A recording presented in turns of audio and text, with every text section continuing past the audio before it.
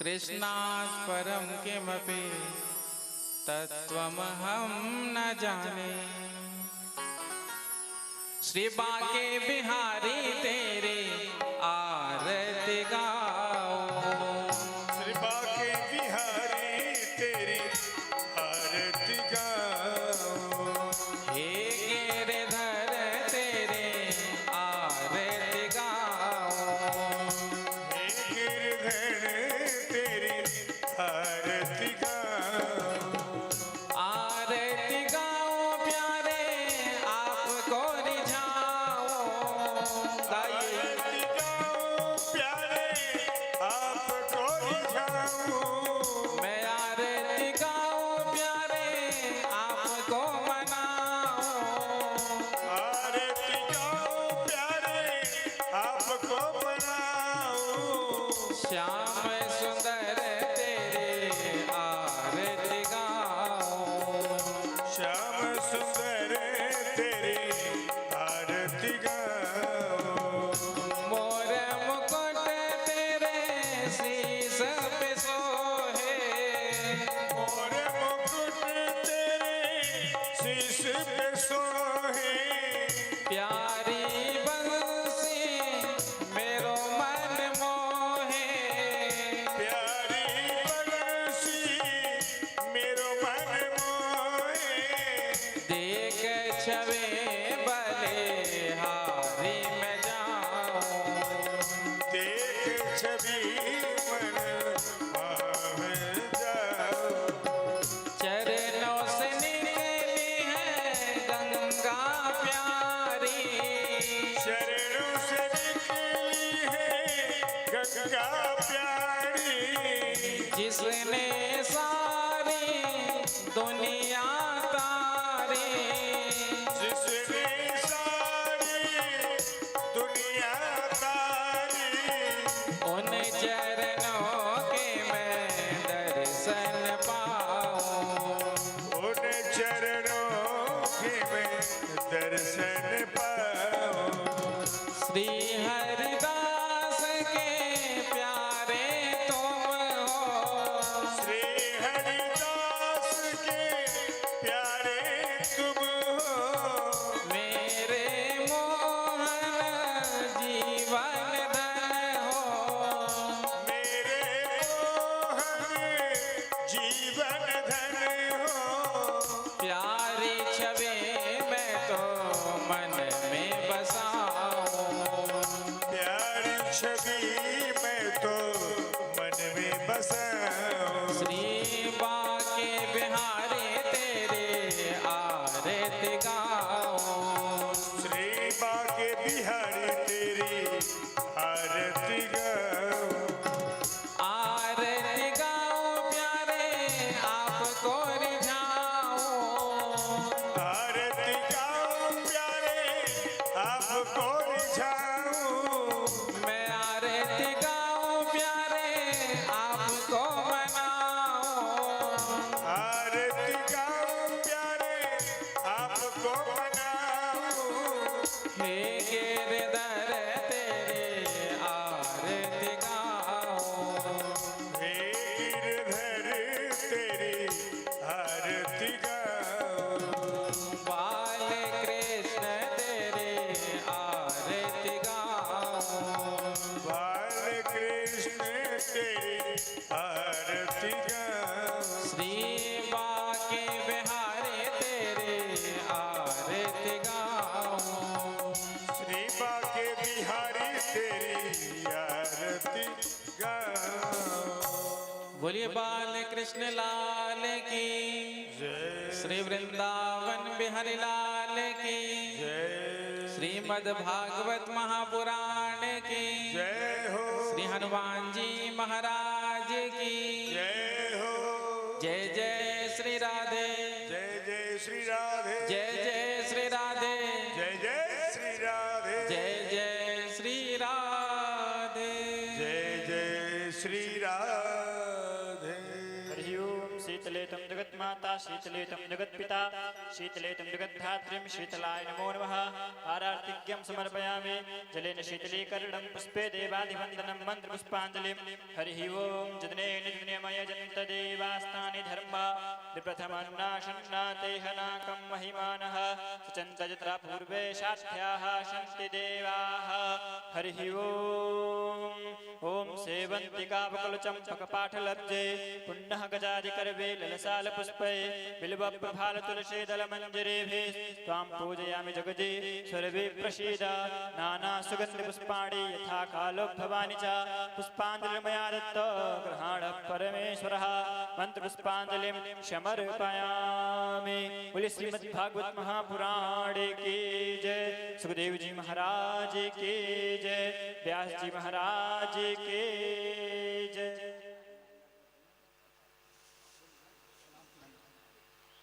आज हम सभी लोग बहुत ही सौभाग्यशाली हैं जो श्रीमद् भागवत ज्ञान गंगा सप्तम दिवस की कथा यहाँ पर प्रारंभ हो रही है इस पावन दरभंगा के पावन धरा पर। तो हम सभी लोग जो भी माताएं भाई बहन मेरी आवाज़ सुन रहे हैं वो सभी लोग जल्द से जल्द कथा पंडाल में आए और कथा को श्रवण करें, अपने जीवन को धन्य बनाएं। हमारे पूज्य महाराज श्री मंच पर विराजमान हो चुके हैं और आज हमारे बीच यजमान परिवार के संजय झा जी महाराज जी को माल्यार्पण करेंगे। आप सभी लोग ताली बजा करके सुस्वागत करेंगे। पुनः और हमारे बीच उनके छोटे भ्राता श्री अजय झा जी वो भी माल्यार्पण करेंगे। हम सभी लोग ताली बजा करके। और अभय झा जी हमारे बीच आए हुए हैं और श्रीमद् भागवत में तालियां बजाकर हम सभी लोग उनका स्वागत करेंगे। जय श्री राधे, जय श्री श्याम।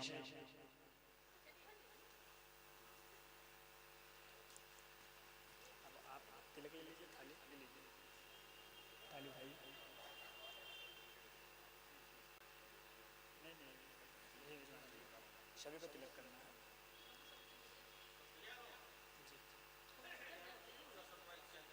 बस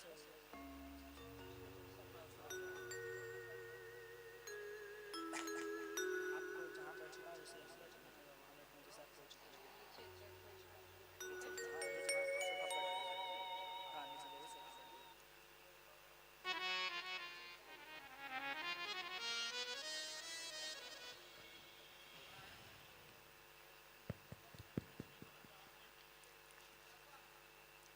श्री मद भागवत कथा में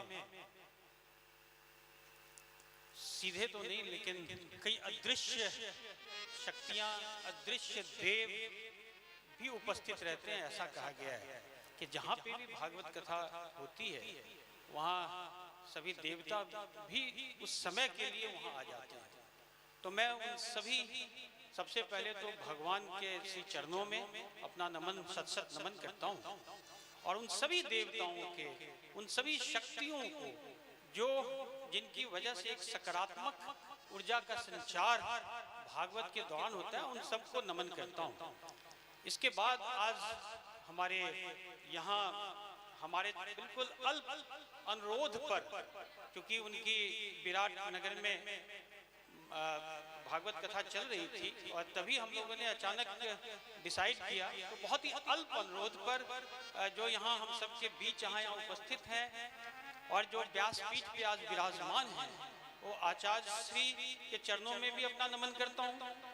और ये हम जब हम लोगों ने ये सोचा था कि ये श्रीमद् भागवत यहाँ करवाना है, तो मुख्य रूप से जो हमारी माँ हैं उनकी इच्छा थी। उन्होंने आज से लगभग 1.5-2 साल पहले अपनी इच्छा व्यक्त की थी और तभी हम सब ने निर्णय लिया था कि भागवत कथा हमें यहाँ कराना है।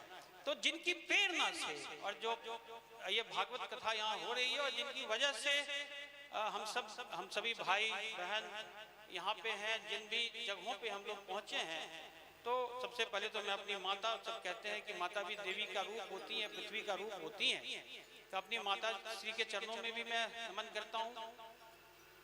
इसके बाद हमारे सभी जो बड़े अल्प अनुरोध पर जो सभी लोग यहाँ आज इस भागवत कथा में आए हैं अलग अलग स्थानों से।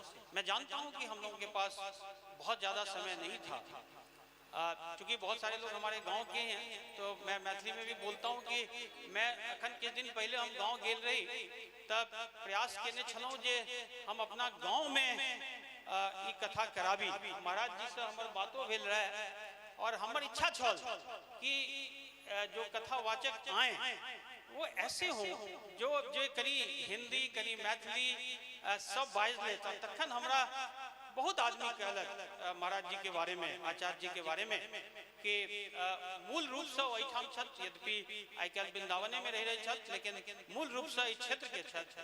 तो ये हमरा सबके लिए बहुत बड़का सौभाग्य के बात है और हमरा लिए और ज़्यादा महत्वपूर्ण छल कि जखन पता चलल कि यहाँ के जन्म स्थान ये है और किस समय आज जगदलपुर छत्तीसगढ़ में सेहो रहल छी, तो हमरो लगभग सेम स्थिति है जे हमार जन्म स्थान मिथिला, कर्म स्थान मध्य प्रदेश, तहिया तो मध्य प्रदेश और छत्तीसगढ़ दोनों एके छले, तो हम सब अविभाजित मध्य प्रदेश के छलहुँ।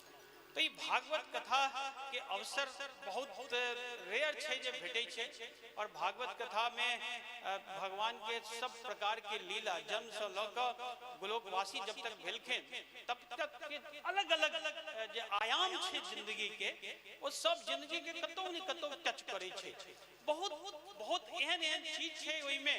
हम कते बेर भागवत गीता ओना गीता और श्रीमद् भागवत लऽ कऽ हम सब पढ़ै छियै। माँ जखन रहै छै तऽ विशेष रूप से राखे छियै, तो हम बीच बीच में पढ़ लै छियै। हम वह देखै छियै कि ओकर हर कथा कोनो कथा लऽ लियो ओ कतौ न कतौ आइ के समय से वो रिलेट होइ छै। अहाँ पिछला अगला 7 दिन में अगर देखबै तो एक सप्ताह के जे समय हेतै तैमे जतेक चाहे सुदामा चरित्र के वर्णन हुआ, चाहे सुखदेव जी के बारे में महाराज जी बतेता, सब में कतौ न कतौ अहाँ रिलेट कर सकै छियै जे जिंदगी में जे सबके गुजर रहल छै वो कतौ ओहि सबसे जुड़ल छै और हमरा सबके अध्यात्म मार्ग पे, भक्ति मार्ग पे और ओहि तरफ लऽ जाइ छै, एकटा ध्यान आकृष्ट करै छै। हम सब जीवन के जो आपाधापी में कते बेर बहुत चीज बिसर जाइ छै, तो वो सब चीज एहि कथा के माध्यम से बतायल जाइ छै। और अपने आप में महाभारत भागवत करेनाई हम सोचे छियै बहुत महत्वपूर्ण छै। अखने हम गांव गेल रही तो छोटा कथा हम केवल कह दै छी जे हमरा जीवनाथ कहलक, जीवनाथ नाम नहीं छथि, तो हमरा जीवनाथ कहलक कि एक बेर ई सब कथा छे लेकिन महत्वपूर्ण छे। कहलक जीवनाथ जी कि एक बार जब भगवान शिव जो है पार्वती जी के साथ जा रहे थे तो उन्होंने अचानक जमीन पर उन्होंने स्पर्श करके प्रणाम किया। तो पार्वती जी ने उनसे पूछा कि आपने क्यों इसको प्रणाम किया, क्या है यहाँ पे खासियत क्या है?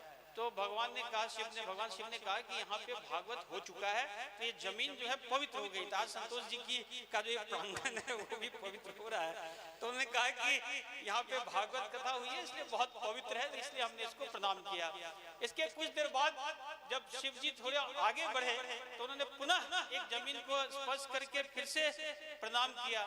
तो पार्वती जी ने पूछा कि क्या यहाँ पे भी भागवत हुआ है? तो उन्होंने कहा कि नहीं, यहाँ भागवत होने वाला है।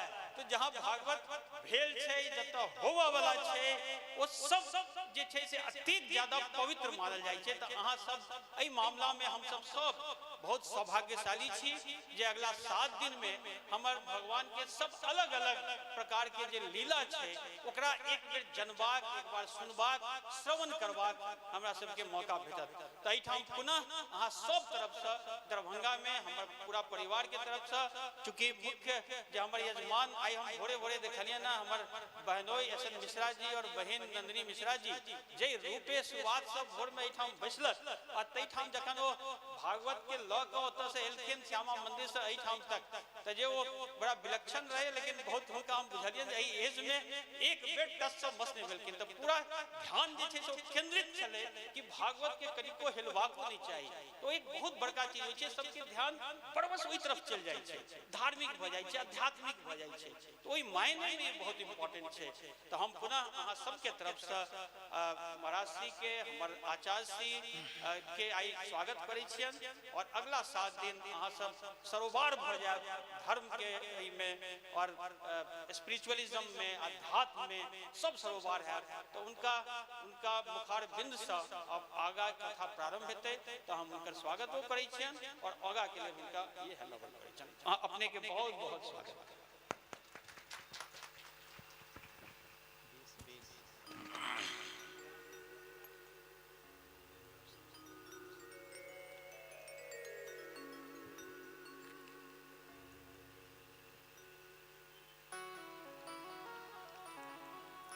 गुरुर्ब्रह्मा गुरुर्विष्णु गुरुर्देवो महेश्वरा गुरु साक्षात् परब्रह्म तस्मै श्री गुरवे नमः। वरहापीडं नटवरवपुः कर्णयो कर्णिकारं विव्रजवासः कनककपिशं वैजयन्तीं शमालां रन्ध्रान् वेणोरधरसुधया पूरयन् गोपवृन्दैर्वृन्दारण्यं सपदरमणं प्राविशद् गीतकीर्तिः। नारायणं नमस्कृत्य नरं चैव नरोत्तमं देवीं सरस्वतीं व्यासं ततो जयमुदीरये। ध्येयं सदा परिभवग्नमभीष्टदोहं तीर्थास्पदं शिवविरञ्चिनुतं शरण्यं भृत्यार्तिहं प्रणतपालभवाब्धिपोतं वंदे महापुरुषे चरणारविंदम। कृष्ण त्वदीय पद पंकज पंजरान्तै अद्यैव मे विशतु मानस राजहंसः। प्राण प्रयाण समय कफवात पित्तै कंठावरोधन विधौ स्मरणं कुतस्ते। अतुलित बलधामं हेमशैलाभदेहं धनुज्वन् कृशानो ज्ञानिनाम् अग्रगण्यं। सकलगुणनिधानं वानराणामधीशं रघुपतिप्रियभक्तं वातजातं नमामि। प्रणवो पवनकुमार खलबन पावक ज्ञान घन जासु हृदय आगार बसहि राम सर चापधर। श्री सीतानाथ समारंभा श्री रामानंदार्य मध्यमा अस्मदाचार्य पर्यंतां वंदे श्री गुरु परंपरां। भक्त भक्ति भगवंत गुरु चतुर नाम बपु एक। इनके पद वंदन के तो नासत विघ्न अनेक। जय जय श्री राधा रमण जय जय नवल किशोर जय गोपी चित चोर प्रभु जय जय माखन चोर। श्री राधे मेरी स्वामिनी मैं राधे जुगोदास। जन्म जन्म मोहे दीजियो श्री वृंदावन को वास। सब द्वारन को छाड़ के निम आयो तेरे द्वार। अहो वृषभानु की लाडली नेक मेरी ओर निहार। नेक मेरी ओर निहार नेक मेरी ओर निहार। बोलिए बाल कृष्ण लाल की जय हो। श्री वृंदावन बिहारी लाल की जय हो। श्रीमद् भागवत महापुराण की जय हो। श्री हनुमान जी महाराज की जय हो। श्री श्यामा मैया की जय हो। जय जय श्री राधा श्री राधे जय जय श्री राधे जय जय श्री राधे जय जय श्री राधे जय जय श्री राधे। आइए श्रीमद् भागवत कथा में अवगाहन करें। उससे पूर्व कुछ क्षणों के लिए बड़े प्रेम से भाव से अपने मन और वाणी को पवित्र करते हुए भगवान नाम का आश्रय लें। आज भागवत के रूप में साक्षात श्री वृंदावन बिहारी प्रभु हमारे मध्य उपस्थित हुए हैं। तो आइए आज हम ठाकुर जी का स्वागत करें।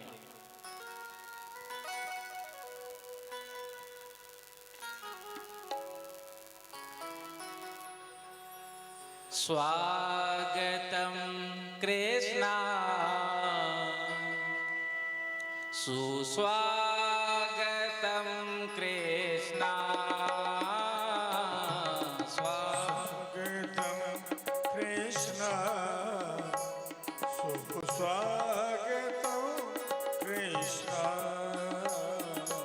स्वागतम कृष्णा सुस्वागतम कृष्णा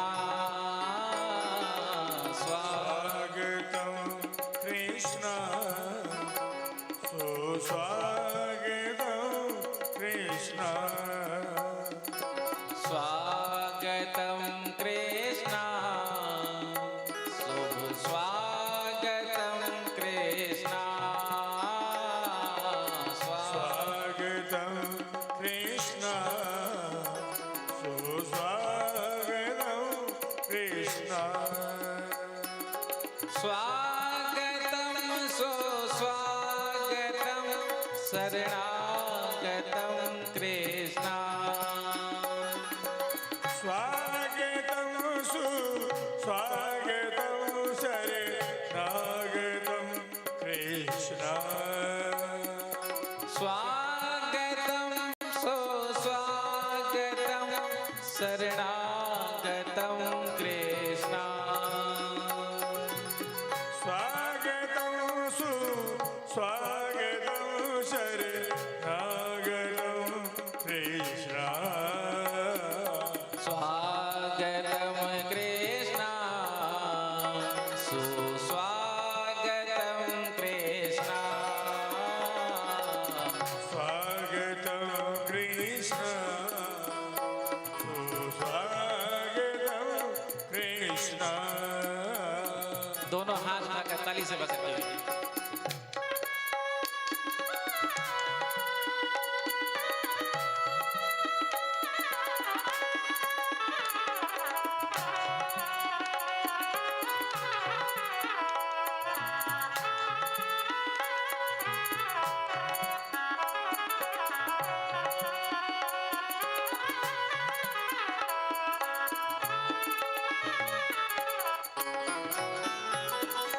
स्वागतम कृष्णा सुस्वागतम कृष्णा स्वागतम कृष्ण सुस्वागतम कृष्ण स्वागतम कृष्णा सुस्वागतम कृष्णा स्वागतम कृष्ण सुस्वागतम कृष्ण स्वागतम सुस्वागतम शरणागतम कृष्णा स्वागतम सुस्वागतम शरणागतम कृष्ण स्वागतम कृष्णा सुस्वागतम कृष्णा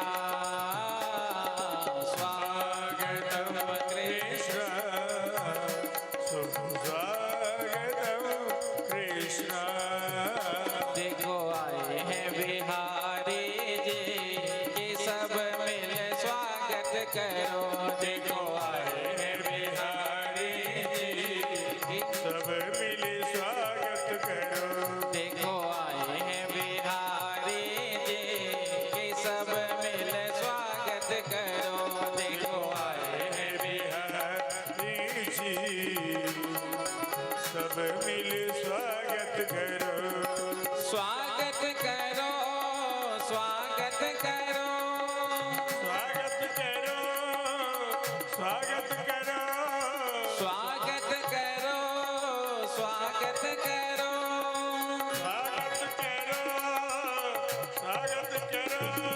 स्वागत करो स्वागत करो स्वागत करो स्वागत करो स्वागत करो साथ आई है राधा रानी के सब मिल स्वागत करो साथ आई है राधा रानी सब मिले स्वागत करो साथ आई है राधा रानी के सब मिल स्वागत करो साथ आई है राधा रानी सब मिले स्वागत करो स्वागत करो स्वागत करो स्वागत करो स्वागत करो स्वागत करो स्वागत करो स्वागत करो स्वागत करो ओ स्वागत करो स्वागत करो देखो आए हैं बिहारी जी के सब मिले स्वागत करो देखो आए हैं बिहारी जी सब मिले स्वागत करो देखो आए हैं बिहारी जी के सब मिले स्वागत करो देखो आए हैं बिहारी जी सब मिले स्वागत करो देखो आए हैं बिहारी जी के सब मिले स्वागत करो देखो आए हैं बिहारी जी सब मिले स्वागत करो देखो आए हैं बिहारी जी के सब मिले स्वागत करो देखो आए हैं बिहारी जी सब मिले स्वागत करो देखो आए हैं बिहारी जी की सब मिल स्वागत करो देखो आए हैं बिहारी जी सब मिल स्वागत करो साथ आई है राधा रानी की सब मिल स्वागत करो साथ आई है राधा रानी सब मिल स्वागत करो बोलिए बाल कृष्ण लाल की जय हो श्री वृंदावन बिहारी लाल की जय हो श्रीमद् भागवत महापुराण की जय हो श्री हनुमान जी महाराज की जय हो श्री सीताराम चंद्र भगवान की जय हो श्री राधा कृष्ण भगवान की जय हो श्री गौरी शंकर भगवान की जय हो श्री लक्ष्मी नारायण भगवान की जय हो अम्बे मैया की जय हो श्यामा मैया की जय हो श्री सद्गुरुदेव भगवान की जय हो जय जय श्री राधे जय जय श्री राधे जय जय श्री राधे जय जय श्री राधे जय जय श्री राधे परम मंगल श्रीमद् भागवत महापुराण परमहंस संगीता वैष्णव संतों का परम धन उन आनंद कंद अनंत कोटि ब्रह्मांड नायक सर्वेश्वर सर्वाधिपति कुंज निकुंजेश्वर श्री राधा रमण बाधाहरण चिदाधार केवलाधार निर्विकार निर्विकल्प निरीह अकारण करनावरणालय भक्त वांछा कल्पतरु श्री वृंदावन बिहारी के उन युगल चरणों में ध्यान करते हुए आप सभी को प्रभु के पावन चरित्रों का वर्णन करने जा रहे हैं। कथा में उपस्थित समस्त भक्त वृंद, स्नेहमयी वात्सलमयी माताएं, आप सबके हृदय में विराजमान उन प्रभु को प्रणाम करते हुए सभी को सादर सप्रेम जय श्री कृष्णा, जय सिया राम। श्री राधे राधे राधे।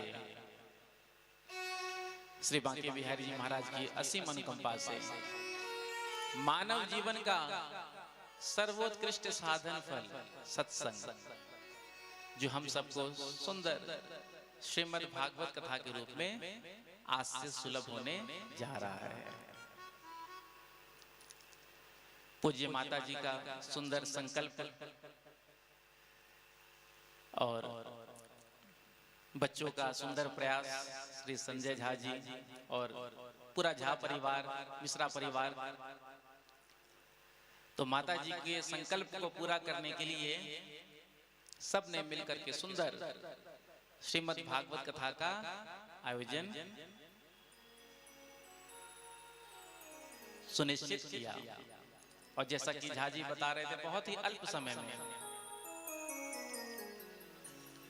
क्योंकि शुभ काम जो होता है ना, उसको जल्दी कर लेना चाहिए। शुभस्य शीघ्रम, ऐसा हमारे यहाँ कहा गया है।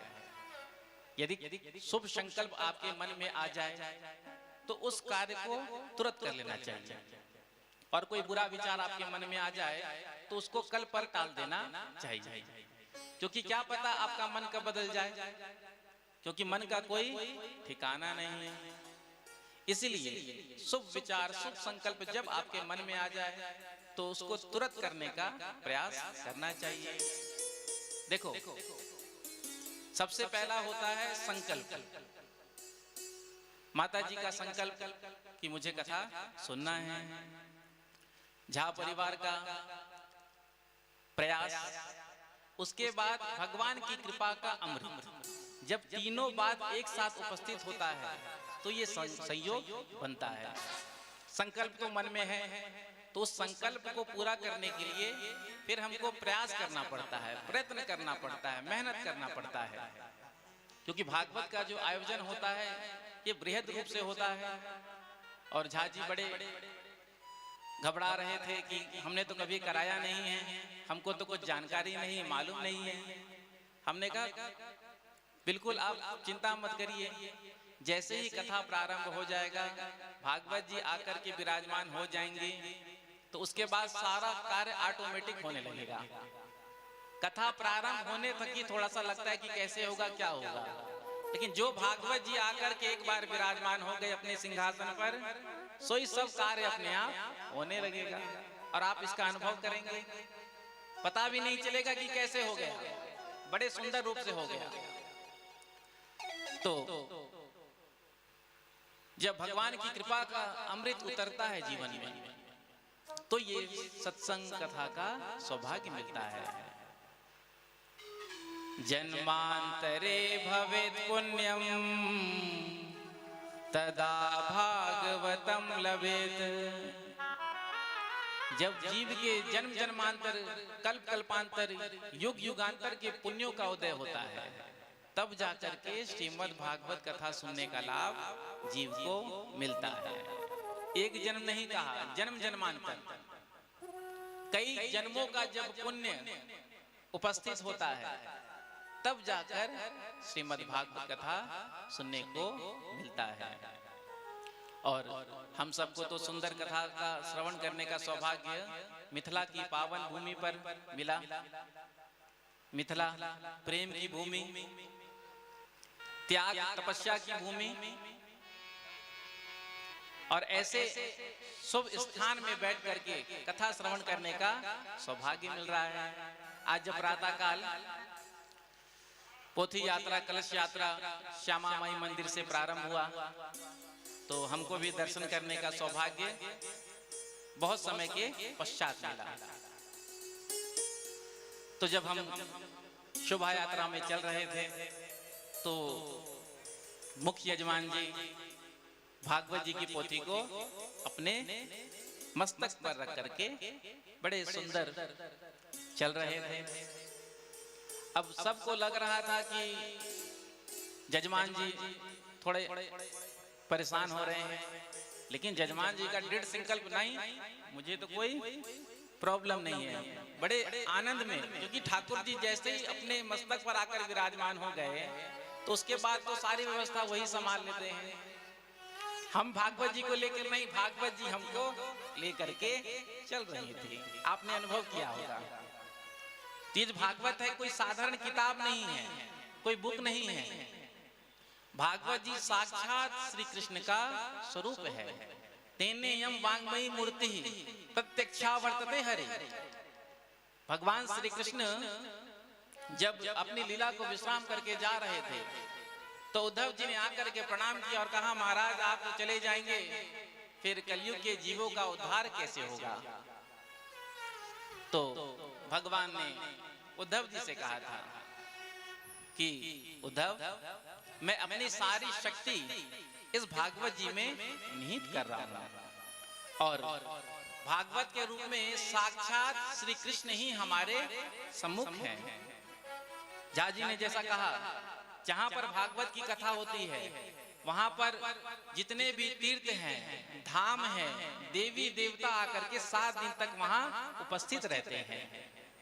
इसलिए तो सांगोपांग विधि से पूजन कराया जाता है। प्रातः काल में सारे देवी देवताओं का आह्वान किया जाता है। तो न जाने हमारे बीच में भी कौन सा तीर्थ आकर बैठे हो, कौन से देवी देवता, कौन सा धाम आकर के बैठा हो, पता नहीं चलता है ना, लेकिन किसी ना किसी रूप में आते हैं। इसलिए बहुत सावधान होकर के कथा में आना चाहिए, क्योंकि जहां ज्यादा भीड़ होती है ना तो लोग बैठने का जब स्थान पूरा भर जाता है तो फिर व्यक्ति चढ़कर किसी को ऊपर चरण रख करके, तो हाथ रख करके आगे बढ़ जाता है। अब कोई देवी देवता बैठ करके कथा सुन रहे होंगे प्रेम से, कोई तीर्थ, कोई धाम होगा। अब किस रूप में है ये तो हम नहीं जानते। आप में से ही हो सकता है किसी रूप में आकर ठाकुर जी बैठे हो, तीर्थ धाम बैठे हो, लेकिन दिखने में तो दिखाई पड़ता नहीं है। लेकिन सभी देवी देवता आकर के विराजमान होते हैं। जब महात्मा का विश्राम हो रहा है, अभी हम महात्मा में प्रवेश करेंगे, उससे पहले भूमिका बता रहा हूं।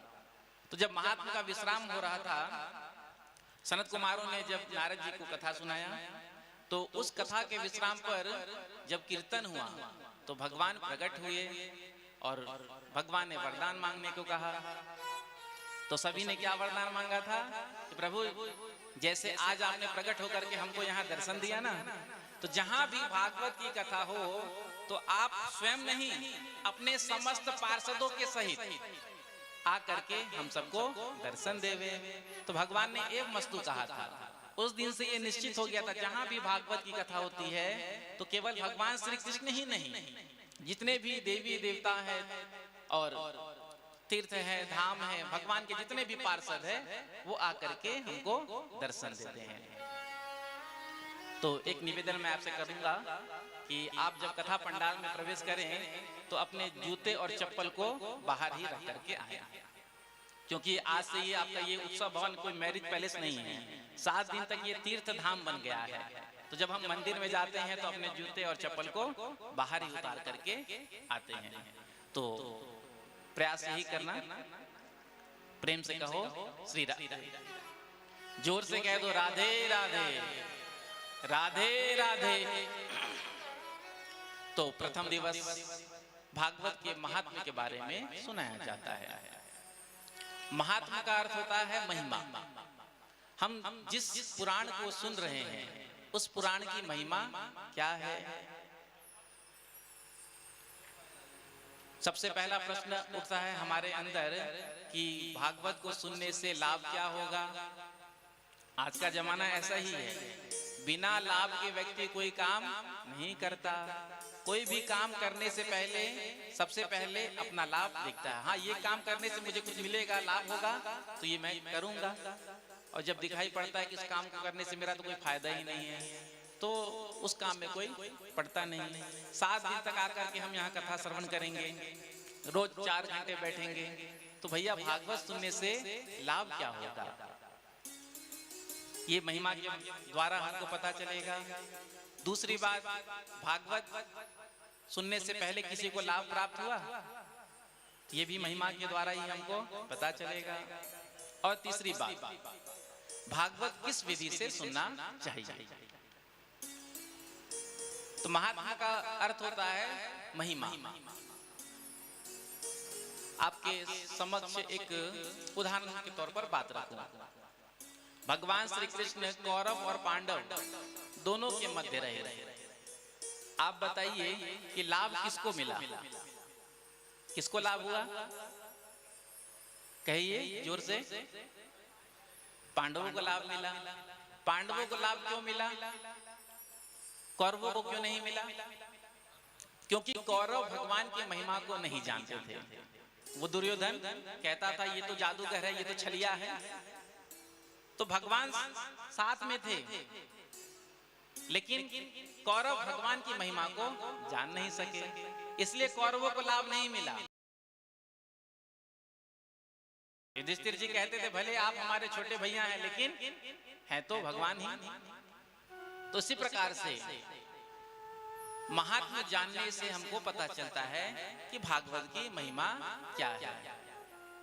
तो वेद व्यास जी महाराज ने 6 अध्याय में पद्म पुराण के अंतर्गत सुंदर महात्मा का वर्णन किया है। देखो, पद्म पुराण भी भागवत का महात्मा गा रहे हैं और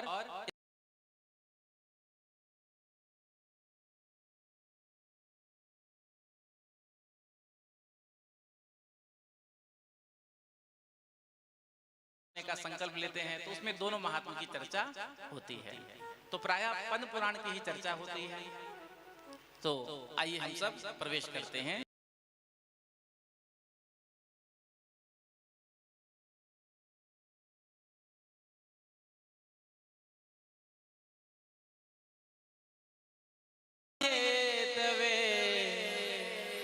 तापत्रय विनाशाय श्री कृष्णाय वयं नुमः। तो सर्वप्रथम श्लोक में कितना सुंदर वेद व्यास जी महाराज कहते हैं, सच्चिदानंद रूपाय सद्घन चिद घन आनंद स्वरूप परमात्मा का है। विश्वोत्पत्त्यादि हेतवे, जिनके द्वारा विश्व की उत्पत्ति होती है, पालन होता है और समय आने पर संहरण होता है, जो तीनों के हेतु हैं। तापत्रय विनाशाय श्री कृष्णाय वयं नुमः, जिनके चरणों में एक बार प्रणाम करने से जीव के तीनों ताप समाप्त हो जाते हैं। हम सब जीव को 3 प्रकार के ताप सता रहे हैं, दैहिक, दैविक और भौतिक। और प्रायः हर व्यक्ति, हर प्राणी किसी न किसी ताप से परेशानी है। तो जब कथा में आकर के बैठते हैं तो इन तापों का शमन हो जाता है। जैसे ही हम भगवान श्री कृष्ण के चरणों में प्रणाम करते हैं, श्री कृष्णाय वयं नुमः। यहाँ श्री कृष्णाय कहा, श्री का अर्थ यहाँ महापुरुषों ने श्री राधा बताया है। राधा सहित कृष्ण को वेद व्यास जी प्रणाम करते हैं। देखो, हमारे संस्कार हैं, हम जब किसी बड़े व्यक्ति से मिलते हैं जो हमसे आयु में, ज्ञान में बड़े हैं, तो हम उनको प्रणाम करते हैं, चरण स्पर्श करते हैं। प्रायः माता पिता अपने बच्चों को भी यही शिक्षा देते हैं, बेटा जब घर में कोई आए हमसे बड़े तो उनको चरण छूकर प्रणाम करना चाहिए। लेकिन आजकल प्रणाम करने का ढंग भी बड़ा गड़बड़ हो गया है। पहले लोग चरणों में प्रणाम करते थे, उसके बाद घुटने में, अब तो कमर ही छूते हैं। प्रेम से कहो श्री राधे। तो प्रणाम चरणों में किया जाता है। तो ये हमारे संस्कार हैं। नमन नमन में फेर है, बहुत नमे नादान, दगलबाज दो नान में, चित्ता चोर कमान। नमन भी 2 प्रकार का होता है, या तो स्नेहवश या तो स्वार्थवश। जब किसी से कोई काम होता है तो भी हम उससे राम राम करना शुरू कर देते हैं कि इससे तो राम राम करेंगे तो ही हमारा स्वार्थ, हमारा काम बनेगा। तो स्नेहवश और स्वार्थवश प्रणाम किया जाता है। तो कहते हैं चाहे आप स्नेहवश प्रणाम करिए ठाकुर जी को, चाहे स्वार्थवश करिए, क्योंकि हमारे सारे स्वार्थों की सिद्धि भगवान ही कर सकते हैं। यदि कोई कामना है, स्वार्थ का अर्थ यहाँ कामना से है, तो हमारी कामना की पूर्ति कौन कर सकते हैं? भगवान ही करते हैं। देखो, पहले स्नेहवश करिए, प्रेम से करिए। प्रेम से नहीं कर सकते, स्नेह से नहीं कर सकते हैं, तो फिर स्वार्थ बुद्धि से करिए, और जिससे हमारी स्वार्थ की सिद्धि हो जाती है तो उससे हमारा प्रेम हो जाता है। जो हमारी कामना को पूर्ण कर दे तो उससे अपने आप प्रेम हमारा हो जाता है, तो अपने आप स्नेहवश प्रणाम हो जाएगा। तो भगवान के चरणों में नमन करो। नमन का एक अर्थ दूसरा भी है, न मन, अपना ये जो मन है ये भगवान के चरणों में अर्पण कर दो। एक भक्त ने आकर के भगवान से कहा, प्रभु बताइए मैं आपको क्या अर्पण करूं, क्योंकि मेरे पास जो कुछ भी है सब आपका ही दिया हुआ है, तो आप बताइए कि मैं आपको क्या दूं जिससे आपको प्रसन्नता हो, क्योंकि देना वही चाहिए जिसको जो चाहिए। यदि आपने दे दिया तो वो खुश हो जाएगा कि चलो हमको जो चाहिए था इसने हमको दे दिया, और जिसके पास जो नहीं होता है वो देना चाहिए। अब किसी के पास पहले से ही 4 चक्का 4 व्हीलर है, कार है, अब आपने उसको कार दे दिया, उसके पास तो पहले से कार था ही, तो उतना उपयोग वो नहीं करेगा, दोनों का करेगा। जिसके पास नहीं था यदि आपने उसको दे दिया तो उस कार का उपयोग होता ही रहेगा। तो बताइए मैं आपको क्या अर्पण करूं? भगवान ने कहा, देखो हमारे पास तो सब कुछ है, एक मन ही हमारे पास नहीं है। भक्त ने कहा, आपके पास मन नहीं है? मन तो सबका अपने पास ही रहता है, आपका मन कहाँ चला गया? आपका मन किसने चोरी कर लिया? तो भगवान ने कहा, मेरे मन को राधा रानी ने चुरा लिया है। भगवान श्री कृष्ण का मन किशोरी जी के चरणों में लगा रहता है। जब महाराज लीला के लिए भगवान ने बंसी बजाया, गोपियां आई हैं, तो भगवान ने गोपियों की परीक्षा ली। भगवान ने गोपियों से कहा, गोपियां तुम अपने घर वापस लौट जाओ। तो गोपियां क्या कहती हैं, हम घर जाकर भी क्या करेंगी, क्योंकि हमारा मन तो आप में लगा हुआ है, और हम घर चले भी जाएंगे तो बिना मन के शरीर काम ही नहीं करेगा। ये जो मन बोलता है शरीर तो वही काम करता है। तो भगवान श्री कृष्ण कहते हैं, मेरे मन को किशोरी जी ने चुरा लिया है, इसलिए मेरे पास अपना मन नहीं है, तो मुझे अपना मन दे दो। लेकिन हम भगवान को अपना मन देना नहीं चाहते हैं।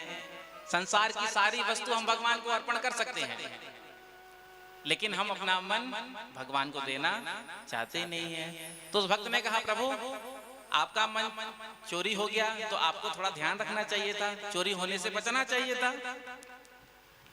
तो भगवान श्री कृष्ण कहते कि मेरी भी इच्छा यही है कि मेरा मन श्री किशोरी जी के पास रहे, श्री राधा रानी जी के पास रहे।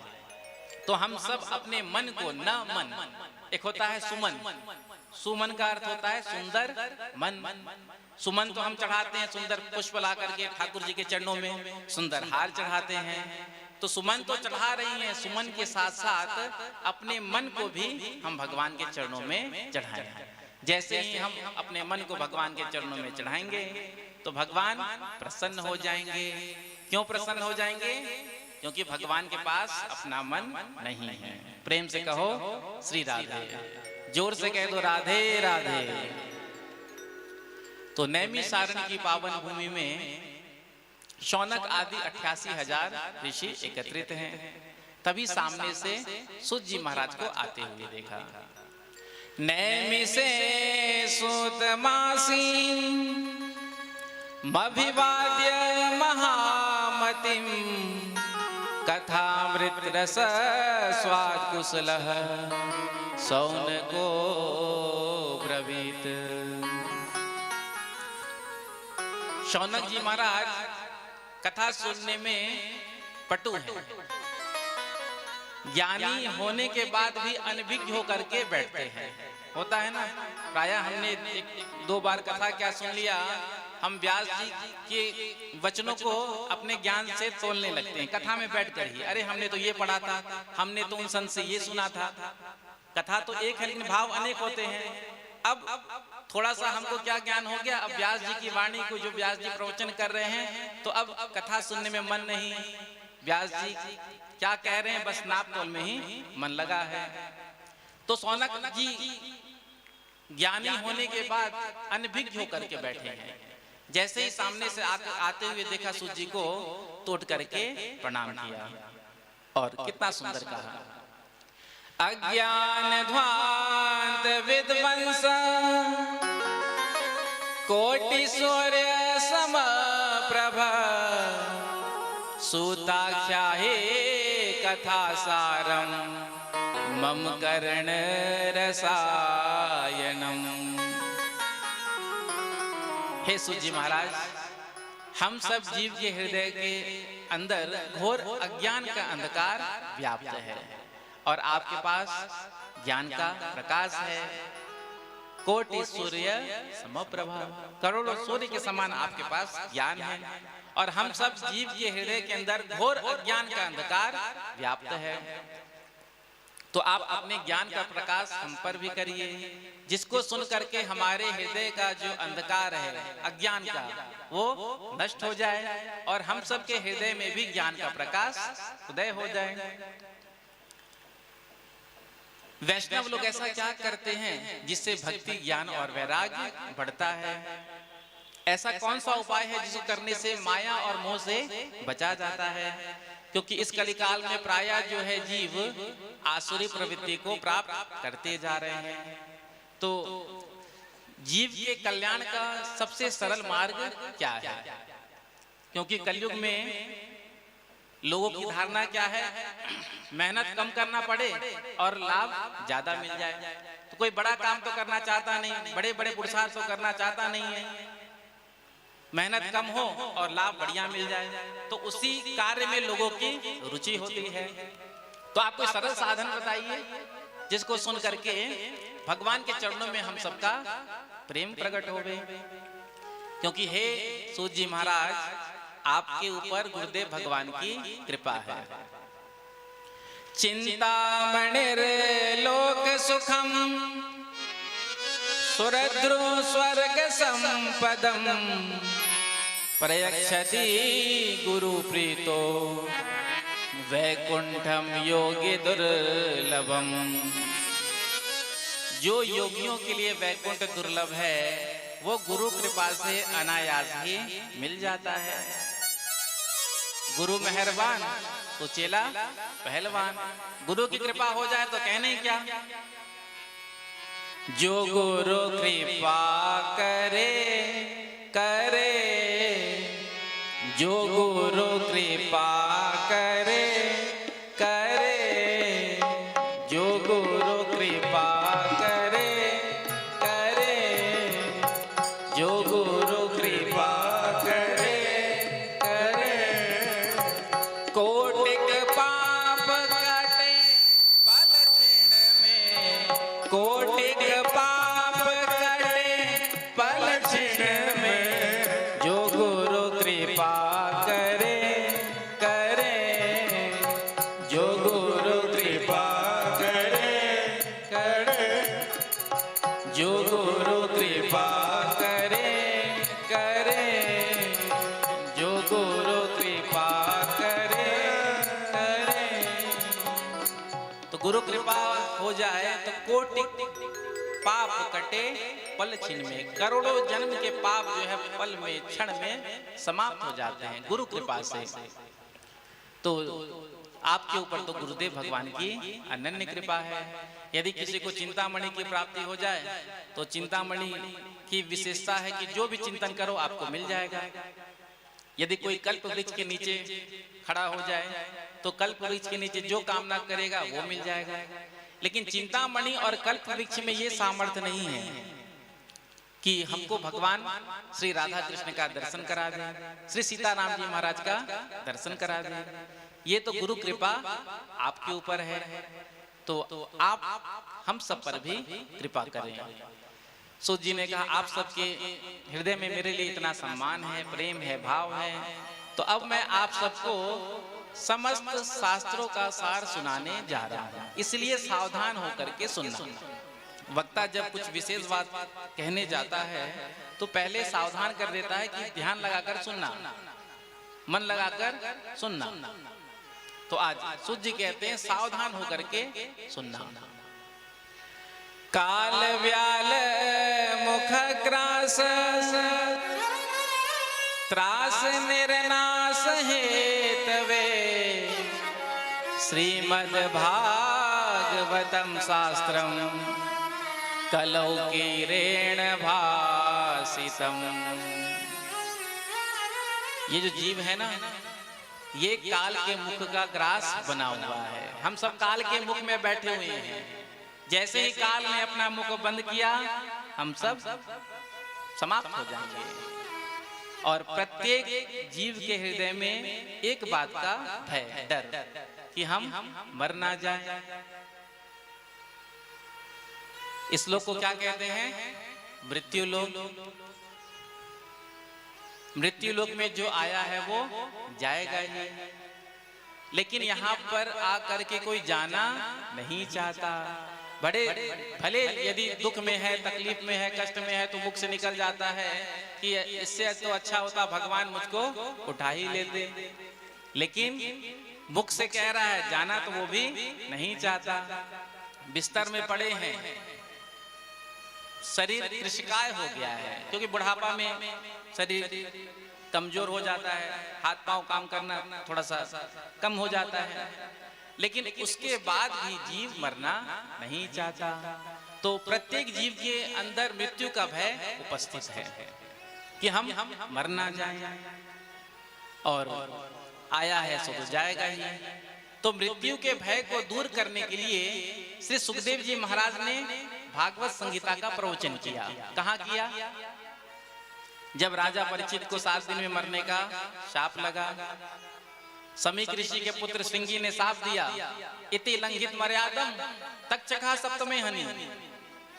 जिस राजा ने मर्यादा का उल्लंघन करके हमारे पिता के गले में मरा हुआ सर्प डाला, आज से 7वें दिन तक्षक सर्प के डसने से मृत्यु होगी उसकी। जैसे ही राजा परीक्षित को पता चला कि हमको 7 दिन में मरने का शाप लगाया है, तो राजपाट छोड़ करके आज गंगा के तट पर आकर के विराजमान हो गए। वहीं श्री सुखदेव जी महाराज का आगमन हुआ था। सुखदेव जी महाराज राजा परीक्षित को भागवत कथा सुनाने जा रहे थे, तो सबसे पहले जयकारा लगाया, बोलो भागवत भगवान की जय हो। जोर से कह दो, बोलो भागवत भगवान की जय हो। तो जैसे ही जयकारा लगाया तो इंद्र के कान में स्वर्ग में आवाज पहुंच गया। इंद्र ने पूछा अपने दूतों से, अरे ये आवाज कहां से आई? कहा पृथ्वी लोक से आया। तो आज जैसे ही इंद्र को समाचार मिला कि सुखदेव जी राजा परीक्षित को भागवत कथा सुनाने जा रहे हैं, तो स्वर्ग का अमृत कलश लेकर के आज इंद्र आए हैं और आकर के सुखदेव जी के चरणों में प्रणाम किया। सुकम नत्वा वदन सर्वे स्वकार्य कुशलः सुरा कथा सुधां प्रयक्षस्व गृहीत्वैव सुधामिमाम्। सर्वप्रथम सुखदेव जी के चरणों में प्रणाम किया, क्योंकि देवता तो अपने कार्य को बनाने के लिए बड़े कुशल होते हैं और देवता स्वार्थी भी होते हैं। प्रेम से कहो श्री राधे। हमको लगता है कि केवल ये मानव ही स्वार्थी होता, ना ना, मानव से ज्यादा, इंसान से ज्यादा तो देवता लोग स्वार्थी होते हैं। जब काम होता है भगवान के पास पहुंच जाते हैं। जैसे ही संकट आया भगवान के पास पहुंच गए, भगवान ने संकट से छुटकारा दिला दिया, फिर भगवान को भूल गए। फिर अगली बार जब संकट आता है फिर भगवान के पास पहुंचते हैं। तो आज सबसे पहले हाथ जोड़ करके प्रणाम किया और कहा, महाराज हमने सुना है कि आप परीक्षित को कथामृत पान कराने जा रहे हैं, तो स्वर्ग से ये अमृत कलश हम लेकर के आए हैं, आप इस अमृत को राजा परीक्षित को पान करा दीजिए। क्योंकि राजा परीक्षित को 7 दिन में मरने का शाप है। जैसे ही राजा परीक्षित अमृत का पान कर लेंगे तो मृत्यु भय समाप्त हो जाएगा, अमर हो जाएंगे। सुखदेव जी सावधान हो गए। थोड़ी देर के बाद इंद्र कहते हैं कि महाराज इस स्वर्ग के अमृत को आप राजा परीक्षित को पान करा दीजिए, और जो कथामृत आप परीक्षित को पान कराने जा रहे थे उस कथामृत को हमको पान कराइए। जो इतना कहा, आज सुखदेव जी ने कहा मैं तो पहले ही समझ गया था कि तुम ठग हो, ठगने आए हो। अरे कोई कांच का टुकड़ा ले जाकर के किसी को दे और कहे कि भैया इसके बदले में तुम हमें करोड़ों की मणि दे दो, तो वो तो ठग ही कहलाएगा। कहाँ कांच का टुकड़ा और कहाँ करोड़ों की मणि। क्व सुधा क्व कथा लोके क्व कांचः क्व मणिर्महान् ब्रह्मरातो विचार्यैवं तदा देवांजहासहा। तुम्हारा जो स्वर्ग का अमृत है वो तो कांच के टुकड़े के समान है, और हमारा जो कथामृत है ये तो करोड़ों की मणियों के समान है। अब अदला बदली जो है बराबर की वस्तु की होती है। प्रेम से कहो श्री राधे। तो आज देवताओं को सुखदेव जी ने अनअधिकारी समझा और भागवत का श्रवण नहीं कराया। तो देवताओं ने जाकर के ब्रह्मा जी से जिज्ञासा की।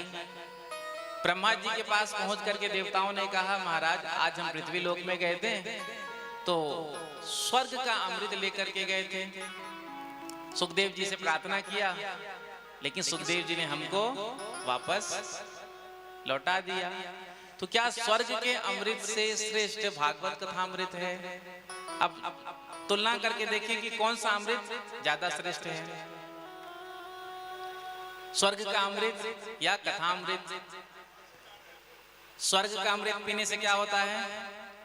अमर हो जाता है। अमर होने के बाद भी अब उनके पास एक समस्या होती है, जो अमर हो जाते हैं मरना चाहे तो भी मर नहीं सकते। तो स्वर्ग का अमृत जो पान करते हैं वो अमर तो हो जाते हैं लेकिन अभय नहीं हो पाते हैं। स्वर्ग में पहुंचने के बाद जब तक हमारे पुण्य शेष रहते तब तक तो हम उन सुख का उपभोग स्वर्ग में बैठकर करते हैं, और जैसे ही हमारा पुण्य खत्म हो जाता है तो फिर हमको पृथ्वी लोक में आना पड़ता है।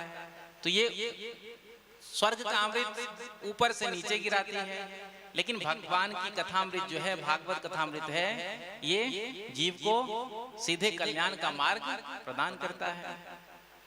तो स्वर्ग का अमृत श्रेष्ठ नहीं, भागवत कथामृत श्रेष्ठ है। प्रेम से कहो श्री राधे। कोई कहे अमृत स्वर्गा माही, देव पिए क्यों गिर गिर जाए। कोई कहे अमृत समुंदर माही, बड़वा अनल क्यों सोखे ताही। कोई कहे अमृत शशि में वास, घटे बड़े क्यों होवे नास। सब अमृत बातों का बात, अमृत है संतन के पास। अमृत दरिया कथा अनंत, जाको पी पी अमर भय संत। जिन्होंने कथामृत का पान कर लिया तो कथामृत का पान करके तो कई लोग भव से पार हो गए, और स्वर्ग का अमृत पी करके किसी का भी कल्याण हुआ हो तो बताओ। लेकिन ये जो भागवत कथामृत है इसका पान करते ही असंख्य जीव का उद्धार हो गया। आगे आप सुनेंगे धुंधकारी का चरित्र। तो अमृत दरिया कथा अनंत, जाको पी पी अमर भय संत। एक बार जिसने कथामृत का पान कर लिया, जितना भी जीवन का दुख है, संताप है, ताप है, सब भुला दिया। कथामृत ने जीवन को मंगलमय बना दिया। अनेक जन्मों के कलमशों को इसने धो दिया। कलमश कहते हैं पाप।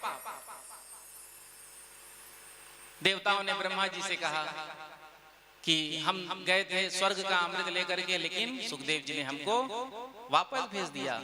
स्वर्ग के अमृत से ज्यादा श्रेष्ठ कथामृत हो गया। तो ब्रह्मा जी ने कहा कि अभी हम तौल करके देखते हैं।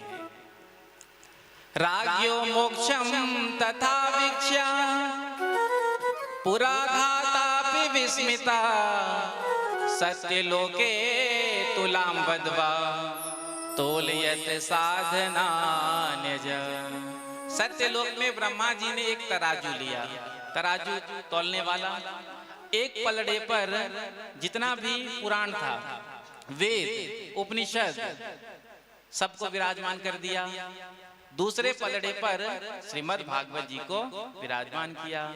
जैसे ही ब्रह्मा जी तौलने लगे तो भागवत जी का पलड़ा भार के कारण जमीन की ओर आ गया और अन्य धर्म शास्त्र ग्रंथ का जो पलड़ा था वो ऊपर की ओर चला गया। जो देखा ब्रह्मा जी ने, तो ब्रह्मा जी ने कह दिया लघुन्यन्यानि जातानि गौरवेण इदं महत् तदा ऋषि गणा सर्वे विस्मयं परमं ययुः। सबको बड़ा विस्मय हुआ, अरे ये कैसे हो गया। ब्रह्मा जी ने घोषणा कर दिया ये भागवत कोई साधारण ग्रंथ नहीं है, ये साक्षात श्री कृष्ण का स्वरूप है। जो भागवत का पाठ करते हैं घर में बैठ करके, या जो भागवत की कथा सुनते हैं सुनाते हैं, वो साक्षात श्री कृष्ण से जुड़ जाते हैं। सौनक जी ने कहा इतनी दिव्य कथा है तो फिर इसे सप्ताह विधि से ही क्यों सुना जाता है, महीने में सुनना चाहिए। सप्ताह विधि से सुनने की परंपरा कहाँ से प्रारंभ हुई। तो सूत जी महाराज कहते हैं एकदा हि विशालाया चत्वार ऋषयो मलः सत्संगार्थं समायाता ददृशुस्तत्र नारदम्। एक बार विशालापुरी में सनक, सनंदन, सनातन, सनत कुमार, ये चारों भैया सत्संग के हेतु से विचरण कर रहे थे कि कोई संत मिल जाए तो बैठ करके सत्संग करेंगे। क्योंकि सत्संग का आनंद तो तभी आता है जब 25-50 लोग इकट्ठा हो। ध्यान पूजन तो एकांत में अच्छा लगता है। यदि आपको ध्यान करना है, सेवा पूजा करना है तो उसमें एकांत चाहिए। और सत्संग में आनंद तब आता है जब 2, 4, 10, 25, 50, 100 लोग मिले तो फिर आनंद बढ़ जाता है। तो सत्संग के हेतु से विचरण कर रहे थे ये सनत कुमार। चार भैया हमेशा 5 वर्ष के ही दिखने में लगते हैं और हमेशा इनके मुख से निकलता है हरि शरणम, हरि शरणम, हरि शरणम। तो विशालापुरी में जा रहे थे, तभी क्या देखा इन्होंने, सामने से आते हुए नारद जी को। जो देखा नारद जी को आते हुए तो आज बड़ा आश्चर्य लगा। नारद जी का मुख उदास, चेहरे में प्रसन्नता नहीं। तो जैसे ही निकट नारद जी आए तो सनत कुमारों ने पूछा कथम कथम ब्रह्मन् दीन मुखः कुतश्चिंता तुरो भवान् त्वरितं गम्यते कुत्र कुतस्य आगमनं तवा। कथम ब्रह्मण दीन मुख कुतश्चिंता तुरो भवान त्वरितम गम्यते कुत्र कुतस्य आगमनम तवा। ये आप भागे भागे महाराज कहाँ जा रहे हैं, ये भागे भागे आप कहाँ से आ रहे हैं। आपको देखकर तो ऐसा लगता है कि मानो किसी महाकृपण कंजूस का किसी ने धन हरण कर लिया हो। कोई व्यापारी हो, बिजनेसमैन हो, बिजनेसमैन के यहाँ तो नोटों का बंडल कमरे में भरा रहता है। रात में घोषणा हो जाए कि 500 और 1000 के नोट रात्रि 12 बजे से बंद, तो उस व्यापारी की क्या दशा होगी, कागज के टुकड़े। तो वही दशा नारद जी को देख करके लगा। नारद जी से कहा आपने तो अपने रहने के लिए एक झोपड़ी भी नहीं बनाया, झोपड़ी बनाकर करेंगे भी क्या नारद जी, क्योंकि दक्ष का साफ लगा है, 2 घड़ी से ज्यादा कहीं टिक ही नहीं सकते। तो आप जैसे महात्मा यदि ऐसे चिंतातुर होकर के भ्रमण करेंगे तो फिर संसारियों पर क्या बीतेगा। संसारियों को जब समस्या सताती है तो संतों की शरण में जाते हैं और फिर संत समाधान करते हैं तो फिर संसारियों का कल्याण हो जाता है। आप जैसे महात्मा मुंह लटकाए हुए घूमेंगे तो संसारियों पर क्या बीतेगा।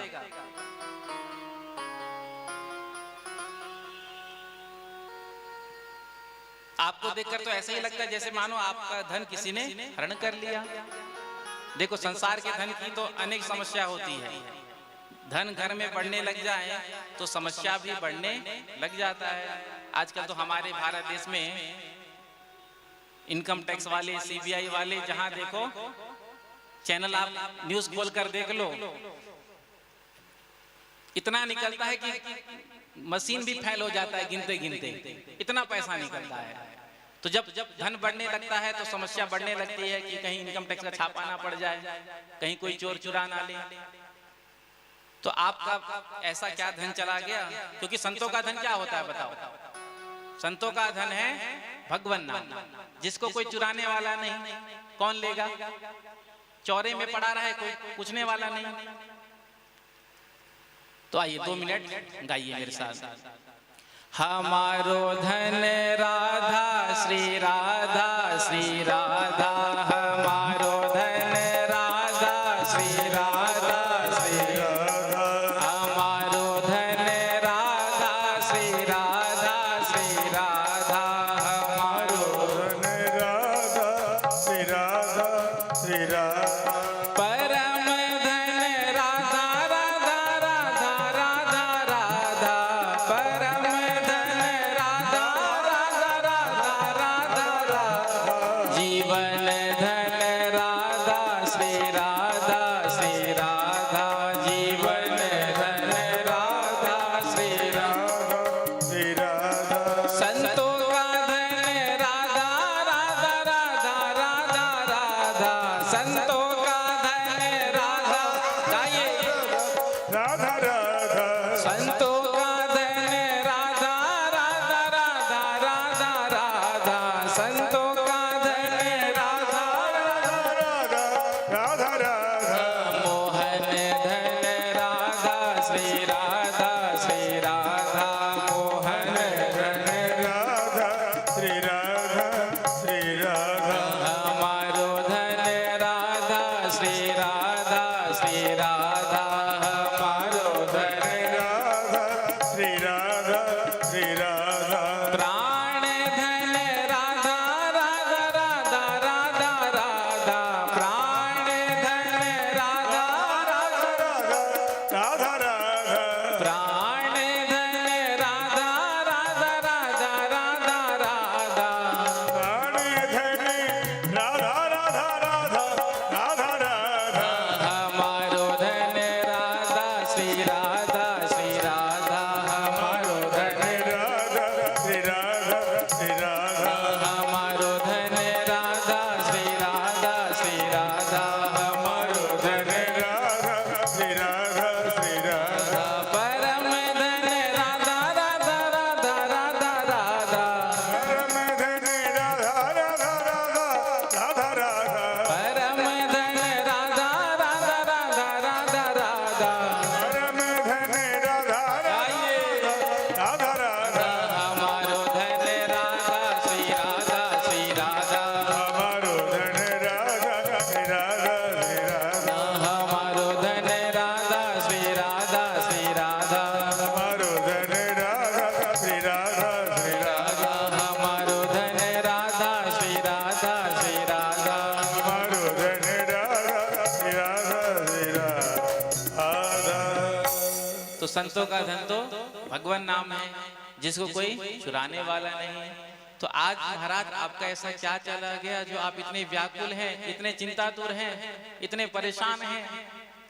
तो चारों भैयाओं को प्रणाम करके नारद जी ने कहा, हे सनत कुमारो, मैं इस पृथ्वी लोक को श्रेष्ठ समझकर सत्संग के हेतु से यहाँ पर आया कि कोई संत मिल जाए तो सत्संग करूंगा। तो मुझे कहीं भी सत्संग नहीं मिला। सनत कुमारों ने कहा कि तीर्थों में जाते, धामों में जाते तो वहां सत्संग मिल जाएगा, क्योंकि वहां संतों का संग मिलता है। तो नारद जी ने कहा मैं कोई दिल्ली बंबई थोड़ी गया था, सबसे पहले मैं तीर्थों में ही गया था। कौन कौन से तीर्थ में गया था? नारद जी कहते हैं अहम तो पृथ्वीं यातो ज्ञात्वा सर्वोत्तमामिति पुष्करम च प्रयागम च काशीं गोदावरीं तथा हरिक्षेत्रम कुरुक्षेत्रम श्रीरंगम सेतुबंधनम एवं आदिषु तीर्थेषु भ्रममाणयतस्तथा। पुष्कर गया, प्रयाग गया, हरिद्वार गया, लेकिन कहीं भी मुझे सत्संग नहीं मिला। फिर मैंने सोचा चलो संतों के यहाँ देख लूं। तो संतों के यहाँ भी मैंने जाकर के देखा, तो वहां भी मैंने क्या देखा? पाखंड निरतः संतः, संतों में भी पाखंड प्रवेश करता जा रहा है। और आप हमारे भारत देश में देख ही रहे हैं, इतना बड़ा कुंभ का आयोजन, पूरी देश दुनिया की निगाहें हमारे भारतवर्ष पर लगी हुई थी। और कुंभ से क्या निकला? फेमस कौन हुआ? कौन? वो आंख व्यासपीठ से कहना मैं उचित नहीं समझता। जिसको चाहे मंडलेश्वर बना दो, कोई मतलब कुछ रह ही नहीं गया। आप सब देख ही रहे हैं, इतना बड़ा कुंभ हुआ। कुंभ से क्या निकलना चाहिए था? कि भारत हिंदू राष्ट्र कैसे बने, उसका रोड मैप तैयार होना चाहिए था। हम सब मिलकर के भारत को हिंदू राष्ट्र कैसे कितने जल्दी बना दें। लेकिन हमारी मीडिया भी जो है संतों पर ना फोकस करके जहां ज्यादा टीआरपी मिलता है बस वहीं फोकस करती है। तो आप सब देख ही रहे हैं, संतों में भी पाखंड प्रवेश करता जा रहा है। अब तो पता ही नहीं चलता है कौन असली कौन नकली, क्योंकि डुप्लीकेट माल जो होता है वो बहुत चमचमाता है। डुप्लीकेट माल की पैकिंग बहुत जोरदार होती है, असली भी फैल है। तो पता ही नहीं चलता है कि कौन सच्चे संत है और कौन, क्योंकि रावण भी आया था साधु का भेष बना करके। इसीलिए बहुत सावधान रहना चाहिए। कलयुग में तो नए नए देवता प्रकट हो ही रहे हैं, और हम सब किसी न किसी अज्ञानवश उनके चक्कर में पड़ भी जाते, क्योंकि हमको ज्ञान है नहीं। रामचरितमानस का पाठ हम करते नहीं, कथा सुनते नहीं, तो पता कैसे चलेगा कि सच्चे संत कौन होते हैं, कैसे होते हैं, उनका स्वरूप स्वभाव कैसा होता है। रामचरितमानस का जो पाठ कर ले वो कभी गलत व्यक्ति के चक्कर में नहीं पड़ सकता, असाधु के चक्कर में नहीं पड़ सकता, क्योंकि रामचरितमानस का जो एक एक चौपाई है गोस्वामी जी ने बड़ा ही सुंदर वर्णन किया है। तो समय मिले तो रामचरितमानस का पाठ करना चाहिए। अभी काठमांडू में सुंदर राम कथा का आयोजन हुआ था, तो राम कथा के माध्यम से ही रामचरितमानस का अवलोकन करने का भी समय मिल गया। तो संतों में पाखंड प्रवेश करता जा रहा है। बंगला किसका है? त्यागी जी महाराज का। ये शोर कहां से आ रहा है? मौनी बाबा के यहां से। बच्चे किसके हैं? ब्रह्मचारी जी के। जो देखा पहले, जो जितना तपस्वी होता था वो उतना महान माना जाता था। आज संत सब परिग्रही होते जा रहे हैं। संतों को अपरिग्रही होना चाहिए, लेकिन आज आप देखो संतों के बड़े बड़े 5 स्टार जैसे होटल बन रहे हैं आश्रम के नाम पर, और गृहस्थी के पास झोपड़ी भी नहीं है। जब मैं इस दृश्य को देखा तो फिर मैंने सोचा कि यहाँ भी मुझे सत्संग नहीं मिलेगा, चलो गृहस्थों के यहाँ जाकर देख लूं, वहीं सत्संग मिल जाए। अब जब मैं गृहस्थों के यहाँ पहुंचा तो मैंने क्या देखा? तरुणी प्रभुतागे श्याल को बुद्धिदायक कन्या विक्रयणो लोभात दंपति नाम च कलकनम। जब मैं गृहस्थों के यहाँ गया तो मैंने क्या देखा, घरों में किसका राज है, तरुणी प्रभुता गेहे। आज घरों में देवियों का राज है, जो देवी जी कह दी बस वही होना है। माता पिता की सेवा कब तक, नई बहू रानी आई तो माता पिता की सेवा तभी तक करती है, सास ससुर की सेवा तभी तक करती है जब तक तिजोरी की चाबी हाथ में नहीं आई। जो तिजोरी की चाबी हाथ में आ गई सोई पत्नी जो है अपने पति के कान को ठोक देती है, देखो जी मैंने आपके लिए अपना घर परिवार माता पिता सब कुछ छोड़ दिया, तो आप मेरे लिए भी कुछ छोड़ दो। आज का पति पत्नी जो कहती है वही करता है। बताओ देवी तुम्हारे लिए मैं क्या कर सकता हूँ, तो पत्नी कहती है अपने माता पिता को छोड़ दो। पति कहता है जो आ गया। तो घरों में किसका राज है, देवियों का। देखो ये अभी की नहीं कह रहा हूं मैं, नारद जी कह रहे हैं उस समय भी घरों में देवियों का ही राज था। तभी तो एक बार लक्ष्मी जी को रोक दिया था द्वारपालों ने। लक्ष्मी जी जा रही थी भगवान नारायण का दर्शन करने के लिए, मिलने के लिए, द्वारपालों ने रोक दिया। लक्ष्मी जी ने जाकर के शिकायत कर दिया, आज हमको रोक दिया, बताइए आपके द्वारपालों ने, आपकी पत्नी को रोक दिया। तो भगवान नारायण ने कहा देवी शांत रहो, समय आएगा तो हम इनको दंड दे देंगे। तो सनत कुमारों के द्वारा उनको फिर साफ दिलवाया था, वही फिर बन करके आए जय विजय जो पार्षद थे। 3 जन्म लेना पड़ा। तो उस समय से ही ये चलता आ रहा है। घरों में किसका राज्य है, देवियों का। तरुणी प्रभुता गेहे। अब घर परिवार में कोई बड़ा भारी आयोजन किया जा रहा है तो सलाह किससे लिया जाए, माता पिताजी से पूछते नहीं है, बड़े भाई साहब से पूछते नहीं है, सीधे टेलीफोन घुमाया जाता है ससुराल साले साहब के पास। उसके बाद जो साले साहब कहते हैं वही किया जाता है। श्याल को बुद्धि दायक। देखो हमारे संस्कृति में दहेज के 2 आइटम हैं, दहेज के रूप में आए थे और जिन्होंने घर को तोड़ दिया, बर्बाद कर दिया। एक शकुनी जो अपनी बहन के साथ आया था दहेज के रूप में, और एक मंत्रा जो दासी के रूप में अयोध्या आई। और ये कोई नाम नहीं, ये वृत्ति है घर तोड़ने की। तो इनके आते ही सब नष्ट हो गया। तो इसलिए थोड़ा सावधान कथा सुन करके रहना चाहिए। तो श्याल को बुद्धि दायका। कन्या विक्रयणो लोभात। आज कलयुग में कन्या का विक्रय किया जाता है, वर का विक्रय किया जाता है। संबंध नहीं अपितु सौदा होता है। जहां सौदा पड़ गया वहीं बेटे का विवाह तय कर दिया। पहले समधी बनते थे। समधी का अर्थ कोई अपनी कन्या का विवाह कर रहा है, कोई अपने बेटे का विवाह कर रहा था तो किसी ने पूछ लिया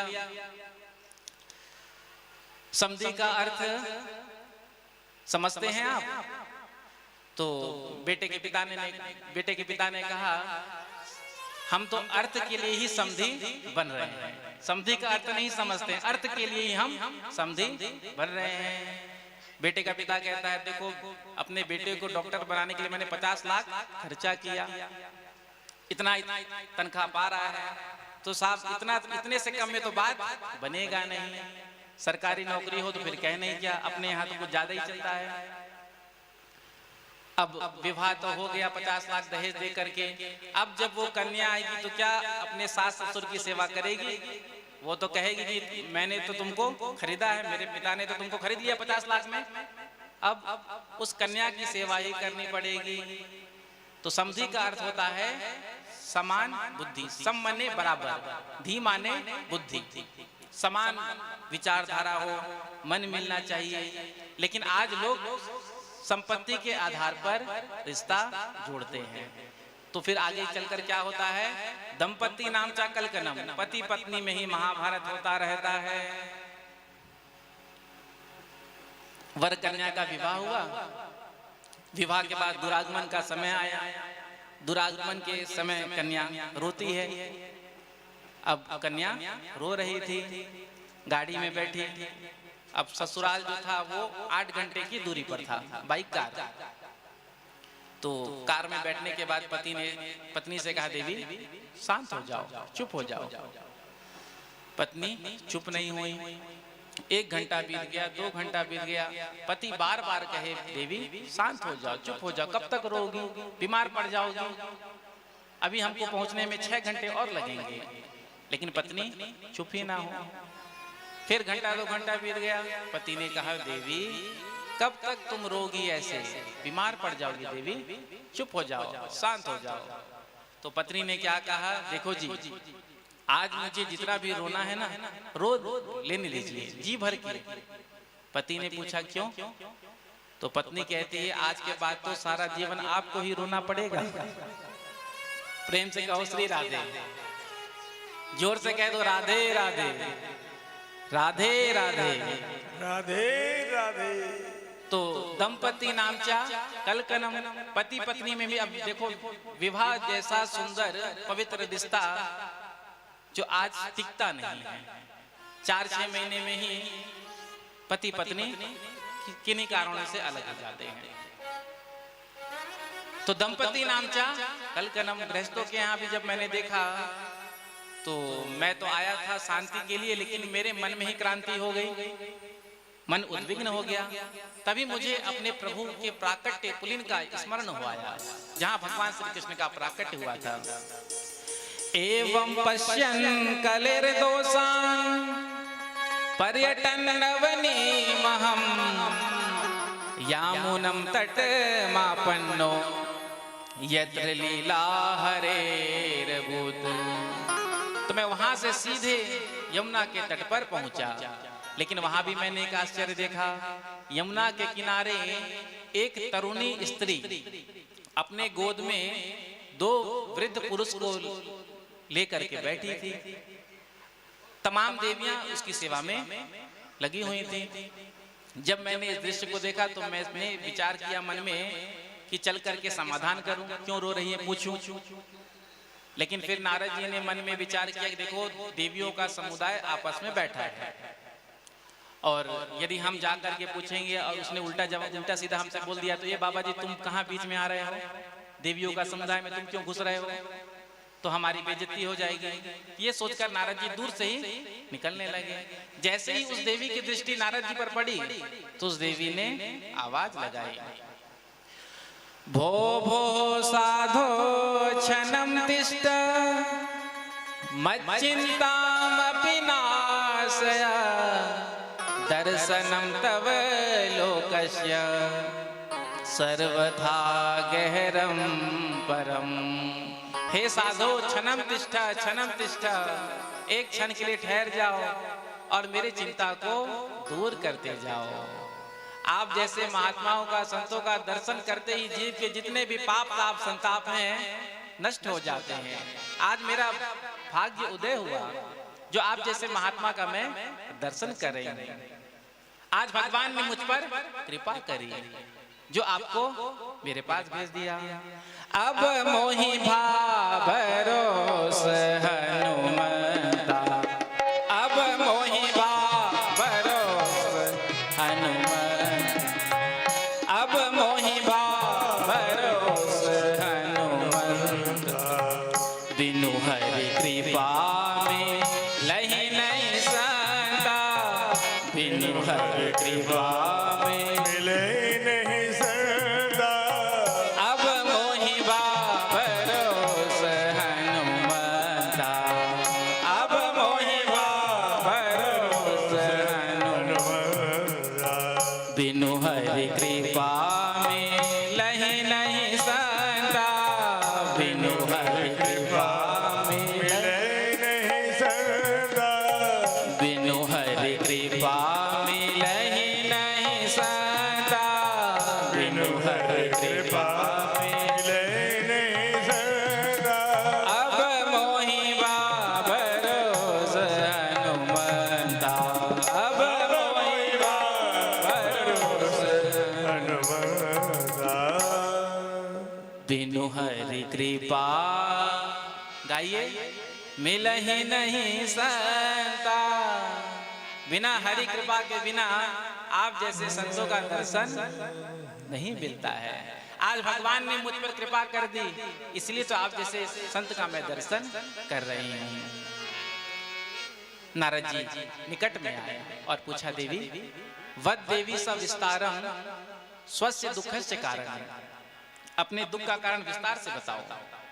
तो भक्ति देवी कहती है, अहम भक्ति रीति ख्याता इमौ में तनयो मतो, ज्ञान वैराग्य ना मानो, काली योगेन जर जरौ, उत्पन्ना द्रविडे साहम वृद्धिं कर्नाटके गता, क्वचित क्वचिन महाराष्ट्रे गुर्जरे जीर्णताम गता। मेरा नाम है भक्ति, अहम भक्ति रीति ख्याता। और ये जो दो पुरुष मेरे गोद में लेटे हैं, इनका नाम है ज्ञान और वैराग्य। विस्तार से सुनाया कि हमारा जन्म कहाँ हुआ, उत्पन्ना दृढ़ेसा हम वृद्धिम कर्नाटके गता, कि कहीं कहीं किसी किन्हीं किन्हीं प्रदेशों में हमारा बहुत सम्मान हुआ, कई ऐसे प्रदेश थे जहां से हमको भागना पड़ा।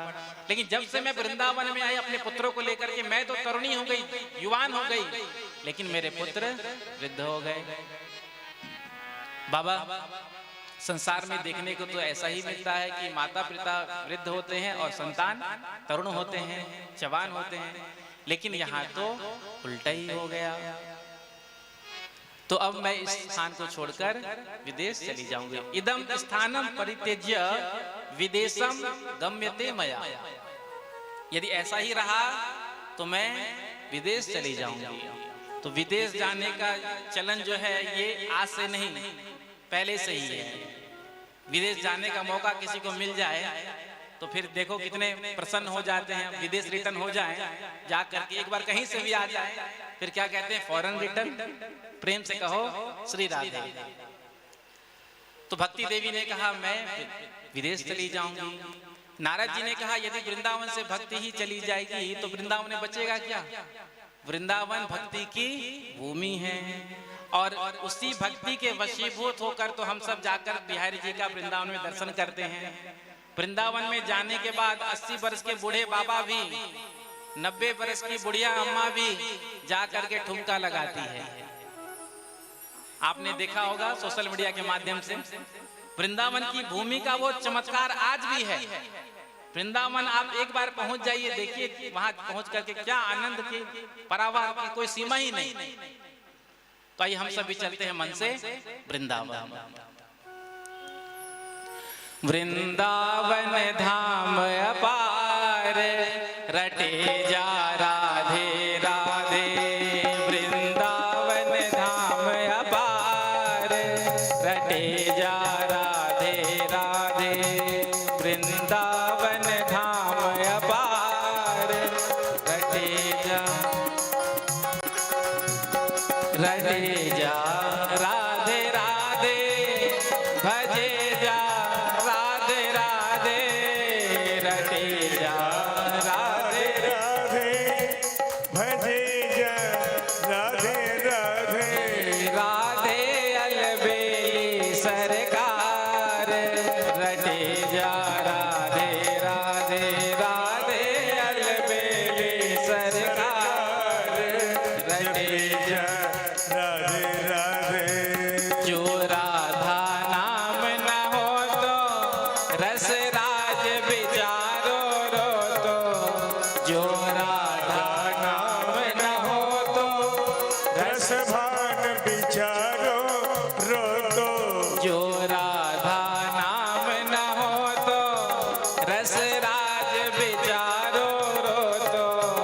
जो राधा नाम न हो तो रस भान विचारो रो तो।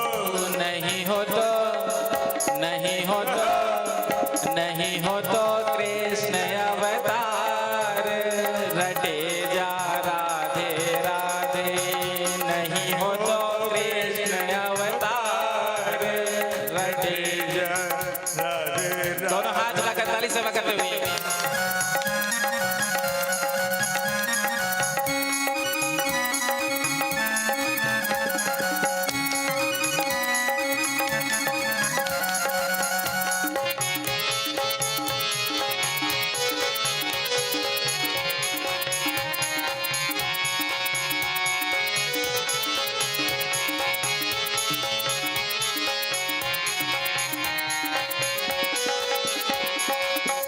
वृंदावन रास रचायो, शिव गोपी रूप बनायो। वृंदावन रास रचायो, शिव गोपी रूप बनायो। वृंदावन रास रचायो, शिव गोपी रूप बनायो। वृंदावन रास रचायो, शिव गोपी रूप बनायो। बंसी बट बंसी बट कियो विहार, रटे जा राधे राधे। बंसी बट कियो बिहार, जपे जा राधे राधे। जपे जा राधे राधे, रटे जा राधे राधे। जपे जा राधे राधे, रटे जा राधे राधे। वृंदावन धाम अपार, रटे जा राधे राधे। वृंदावन धाम अपार, जपे जा राधे राधे। बोलो बांके बिहारी लाल के, वृंदावन बिहारी सरकार के।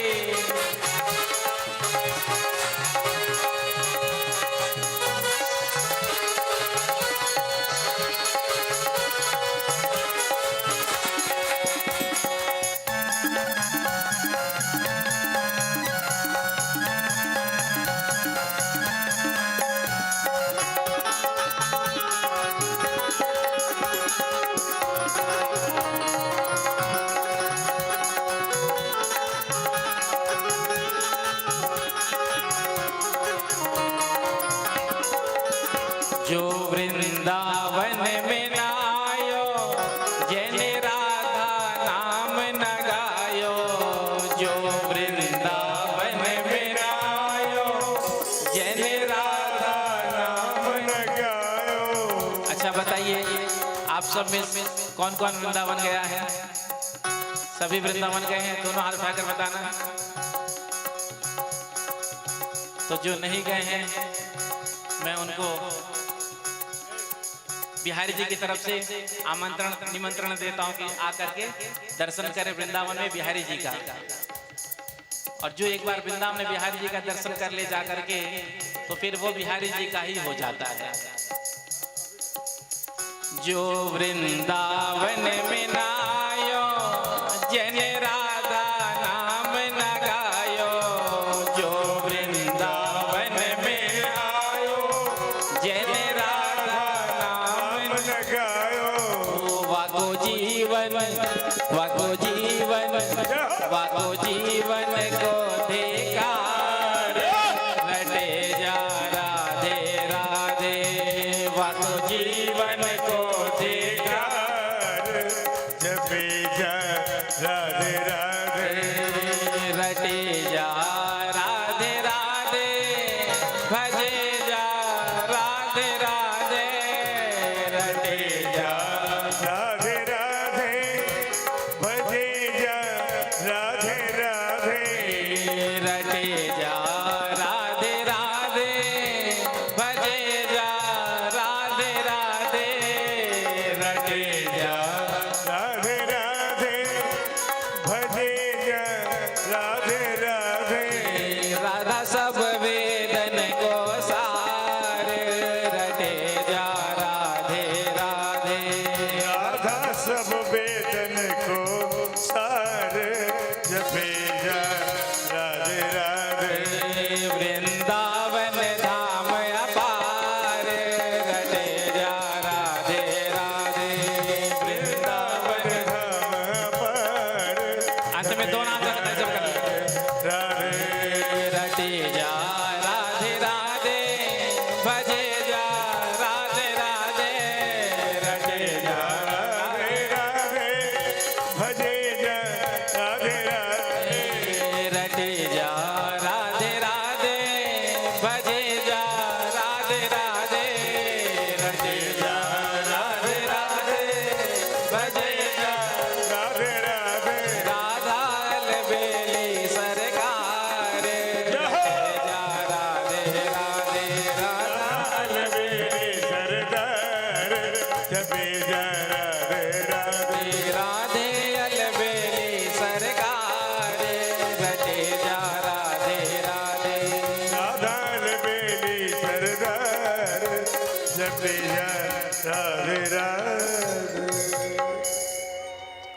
तो हम आपसे कहते हैं ना, दोनों हाथ उठाकर ताली सेवा करिए। क्यों कहते हैं? प्रथम दिन ही आपसे मैं निवेदन कर दूं, जब बच्चा स्कूल में जाता है तो सबसे पहले प्रेयर होता है, प्रार्थना होता है, उसके बाद क्लासरूम में जाता है। तो क्लासरूम में जाता है तो सबसे पहले क्या होता है? अटेंडेंस लगाई जाती है। जो भी टीचर हैं बच्चे का नाम लेते हैं, और जो बच्चा उपस्थित होता है, प्रेजेंट होता है, तो हाथ उठाकर कहता है प्रेजेंट सर, प्रेजेंट मैडम। तो जो उपस्थित है हाथ उठाकर जिसने कह दिया प्रेजेंट सर, तो उसकी प्रेजेंट लग जाती है। अब कक्षा में वो बच्चा उपस्थित है, लेकिन यदि हाथ उठा करके प्रेजेंट नहीं लगवाता है तो उसकी एब्सेंट लग जाती है। तो हम भी भागवत भगवान के स्कूल में आए हैं, और यहाँ पर विषय क्या है? भक्ति, ज्ञान, वैराग्य, इनके बारे में हम सब सुनने के लिए आए हैं। तो अब सबके नाम तो मैं जानता नहीं हूँ, इसलिए जो आए हैं ना, तो जब हम कहते हैं दोनों हाथ उठाकर ताली सेवा करिए, तो जैसे ही आप दोनों हाथ उठाकर ताली सेवा करते हैं, आपका प्रेजेंट भागवत भगवान के चरणों में लग जाता है। प्रेम से कहो श्री राधे। तो वृंदावन की महिमा का वर्णन किया। भक्ति महारानी ने दोनों हाथ जोड़ करके कहा, जयति जगति माया यस्य कायाद वस्ते, वचन रचन में कम केवलम चाकलैया, ध्रुव पदमपियातो यत्कृपातो ध्रुवोऽयं, सकल कुशल पात्रम ब्रह्मपुत्रम नतास्मि। आपकी कृपा से ही छोटे से 5 वर्ष के बालक ध्रुव ने भगवान नारायण को प्रकट कर लिया। आपकी कृपा से कयाधु नंदन प्रहलाद ने भगवान को खंभ से प्रकट कर लिया। यदि आपकी कृपा मेरे पुत्र पर हो जाएगी तो मुझे विश्वास है मेरे पुत्र स्वस्थ हो जाएंगे, युवान हो जाएंगे। नारद जी ने कहा, देवी आप बिल्कुल भी चिंता मत करिए, वृथा खेद ऐसे बाले, बिल्कुल भी खेद मत करो। अरे वो प्रभु कहीं गए थोड़ी हैं, जिन्होंने कौरवों के कुत्सित सभा से द्रौपदी जी की रक्षा की थी, वो आज भी यहीं विराजमान है। आप तो उनका स्मरण करो। हरि स्मृति सर्व विपद विमोक्षणम। भगवान की जो स्मृति है, भगवान को जो ध्यान है, वो सारी विपत्तियों को नष्ट करने वाला होता है। आज भक्ति देवी से नारद जी कहते हैं, यदि मैंने तुम्हारा घर घर में जन जन के हृदय में प्रवेश नहीं कराया तो मैं हरिदास नहीं कहलाऊंगा। आज निकट आए हैं नारद जी, और ज्ञान वैराग्य कान में सर्वप्रथम वेद वेदांत सुनाया। वेद वेदांत घोषस्य गीता पाठै मुहुर्मुहुः। एक बार नहीं, बार बार सुनाया। अब गीता सुन करके ज्ञान वैराग्य थोड़ा उठते हैं, और फिर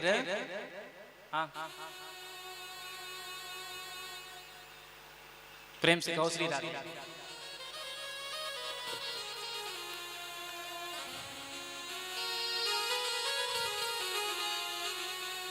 थोड़ा सा उठने का प्रयास करते हैं ज्ञान वैराग्य, फिर जमाई लेकर सो जाते हैं।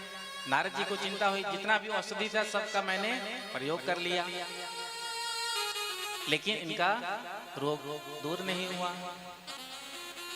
तभी आकाशवाणी हुई, और आकाशवाणी ने कहा, व्योमवाणी तदैवाभून् मारिषे खिद्यतामिति, उद्यम सफलस्तेयं भविष्यति न संशयः। आकाशवाणी ने कहा, नारद जी आप कोई सत्कर्म करें, और सत्कर्म का स्वरूप कैसा होगा ये कोई संत आपको बताएंगे। नारद जी ने सोचा कि आकाशवाणी ने भी गोल मोल करके जवाब दे दिया, या तो सत्कर्म का नाम ही बता देते या अमुक संत का नाम बता देते, लेकिन कहा कि सत्कर्म करो और कोई संत आपको बताएगा। तो ज्ञान वैराग भक्ति को वहीं छोड़ दिया, और आज नारद जी वहां से निकले हैं, संतों को ढूंढने लगे। जो भी संत मिलता उनको प्रणाम करके पूछते, महाराज सत्कर्म किसे कहते हैं, सत्कर्म का स्वरूप क्या है। छोटे मोटे महात्मा तो हाथ जोड़ लेते कि ब्रह्मा जी के पुत्र नारद जी, जब इनको ही नहीं पता तो हमको कैसे पता चलेगा। और जो अपने आप को सिद्ध समझते, बड़ा समझते, वो मौन व्रत लेके बैठ जाते हैं। अभी हमारा मौन व्रत चल रहा है, जब खुलेगा तो इशारों में कहते तब बताएंगे। तो नारद जी को जब समाधान नहीं मिला तो नारद जी ने मन में विचार किया कि अब मैं बद्रीनारायण में जाकर के भगवान नर नारायण का उपासना करूंगा। तो जब जाने लगे बद्रीनारायण की ओर, रास्ते में ही सनत कुमार मिल गए। तो अपनी पूरी राम कहानी सुना करके नारद जी ने कहा, आपने पूछा कि मैं क्यों उदास हूँ, मैं क्यों चिंतातुर हूँ, तो मैंने सारा वृत्तांत आपको बता दिया। अब आप समाधान मुझे प्रदान करें। सनत कुमारों ने कहा, इतनी छोटी सी बात को लेकर के इतने चिंतातुर, अरे वो सत्कर्म तो और कोई नहीं, श्रीमद् भागवत की कथा है। कितना सुंदर कहते हैं, सत्कर्म सूचको नूनम ज्ञान यज्ञ स्मृतो बोधये श्रीमद् भागवतालापः सतु गीतः सुकादिभी। सुखदेव जी जैसे महापुरुष के द्वारा गया श्रीमद् भागवत की संगीता, वही सत्कर्म है। आप भागवत की संगीता सुनाइए, ज्ञान वैराग स्वस्थ हो जाएंगे। नारद जी ने कहा, कथा तो मैंने भी सुना है अपने पिताजी से, क्योंकि ब्रह्मा जी ने नारद जी को भागवत प्रदान किया था और नारद जी ने ही व्यास जी को चतुश्लोकी भागवत प्रदान किया था और व्यास जी ने उसका विस्तार करके फिर 18,000 श्लोक 335 अध्याय 12 स्कंद वाली कथा की रचना की थी। तो भागवत में तो जो भी है वो वेद पुराण का ही सार है। जब वेद सुनाने से ज्ञान वैराग स्वस्थ नहीं हुए तो वेद का सार सुनाने से कैसे हो जाएंगे। सनत कुमारों ने कहा, देखो कोई आम का सुंदर फल चूसने के बाद कहे कि देखो कितना रस मिला इससे, अब उस फल को कोई फेंक दे और वृक्ष को चबाने लग जाए तो क्या वृक्ष को चबाने से रस मिलेगा। अब तर्क ये दे कि जब इस वृक्ष से ये फल हुआ, फल में इतना स्वाद, इतना रस, तो वृक्ष में भी होना चाहिए। तो भैया रस तो केवल फल में ही होता है। तो इसी प्रकार से वेद रूपी कल्प वृक्ष का पका हुआ फल श्रीमद् भागवत की कथा है। इसका श्रवण करते ही ज्ञान वैराग्य स्वस्थ हो जाएंगे। तमाम दृष्टांतों के द्वारा समझाया। तो आज नारद जी कहते हैं, भाग्योदयेन बहु जन्म समर्जितेन सत्संग मम चलबते पुरुषो यदा वै अज्ञान हेतु कृत मोह मदांधकार नासं विधाय हि तदोदयते विवेकः। कोई पढ़ लिख करके कितना भी बड़ा महात्मा क्यों ना बन जाए, लेकिन जब तक आप जैसे संतों के चरणों में बैठ करके कथा श्रवण नहीं करेगा तब तक तो वो कोरा ज्ञान ही रहेगा। आप जैसे वक्ता मुझे कहाँ मिलेंगे, आप ही कथा सुना दीजिए। तो सनत कुमारों ने कहा, हमको तो एक ही स्थान बड़ा सुंदर लगता है, गंगा द्वार समीपे तो तटम आनंद नाम कम। गंगा द्वार के जो निकट में आनंद नाम का तट है, वो स्थान बहुत ही पवित्र है, सुंदर है। वहीं चलकर हम आपको कथा सुनाएंगे। नारद जी चारों भैयाओं को लेकर के आए हैं और वहीं पर व्यासपीठ बनाया और चारों भैयाओं को विराजमान कर दिया, उनका पूजन किया और हाथ जोड़कर प्रार्थना करके नारद जी ने कहा, महाराज अब आप भागवत कथा श्रवण कराइए। तो सर्वप्रथम सनत कुमारों ने भागवत के महात्म्य का वर्णन किया और क्या कहते हैं, सदा सेव्या श्रीमद् भागवती कथा यस्याः श्रवण मात्रेण हरिश्चित्तं समाश्रयेत। जब जब अवसर मिले तब तब भागवत की कथा का श्रवण करना चाहिए। सदा सेव्या, एक बार नहीं कहा, व्यास जी ने 2 बार कहा, सदा सेव्या श्रीमद् भागवती कथा। क्योंकि जो प्रमुख बात होता है, इंपॉर्टेंट बात होता है, उसको बार बार रिपीट किया जाता है, दोहराया जाता है। तो क्यों सुनना चाहिए? तो कहते हैं यस्या श्रवण मात्रेण हरिश्चित्तम समाश्रयेत्। भागवत कथा श्रवण करते ही भगवान श्री कृष्ण हमारे हृदय में आकर के विराजमान हो जाते हैं। और कथा का उद्देश्य भी यही है कि वो बांके बिहारी, वो श्री कृष्ण हम सबके हृदय में आकर के विराजमान हो जाए। भागवत के श्लोक का यदि हम अपने मुख से पाठ करते हैं, एक श्लोक का भी यदि हम नित्य प्रति पाठ करते हैं, तो वो अनेक राजसूय अश्वमेध यज्ञ का जो फल मिलता है, वही फल हमको भागवत के श्लोक का पाठ करने से मिलता है। इसलिए भागवत के श्लोकों का पाठ अपने मुख से नित्य प्रति करना चाहिए। यदि पूरा श्लोक नहीं आता तो कोई बात नहीं, आधा श्लोक, आधा नहीं आता तो आधा का आधा। एक श्लोक में 4 चरण होते हैं। तो यदि पूरा याद नहीं होता, जैसे भागवत का बड़ा ही सुंदर श्लोक है, और ये श्लोक नहीं, ये तो मानो मंत्र ही है। कितना भी विपत्ति क्यों ना हो जीवन में, कितनी भी बड़ी भारी समस्या क्यों ना हो, संकट क्यों ना हो, आप इस श्लोक का पाठ करिए। कृष्णाय वासुदेवाय हरये परमात्मने प्रणत क्लेशनाशाय गोविंदाय नमो नमः। तो इस श्लोक के 4 चरण हैं। कृष्णाय वासुदेवाय प्रथम चरण, हरये परमात्मने दूसरा चरण, प्रणत क्लेशनाशाय तीसरा चरण, गोविंदाय नमो नमः चौथा चरण। तो यदि पूरा श्लोक हमको याद नहीं होता तो आधा ही श्लोक, प्रणत क्लेशनाशाय गोविंदाय नमो नमः।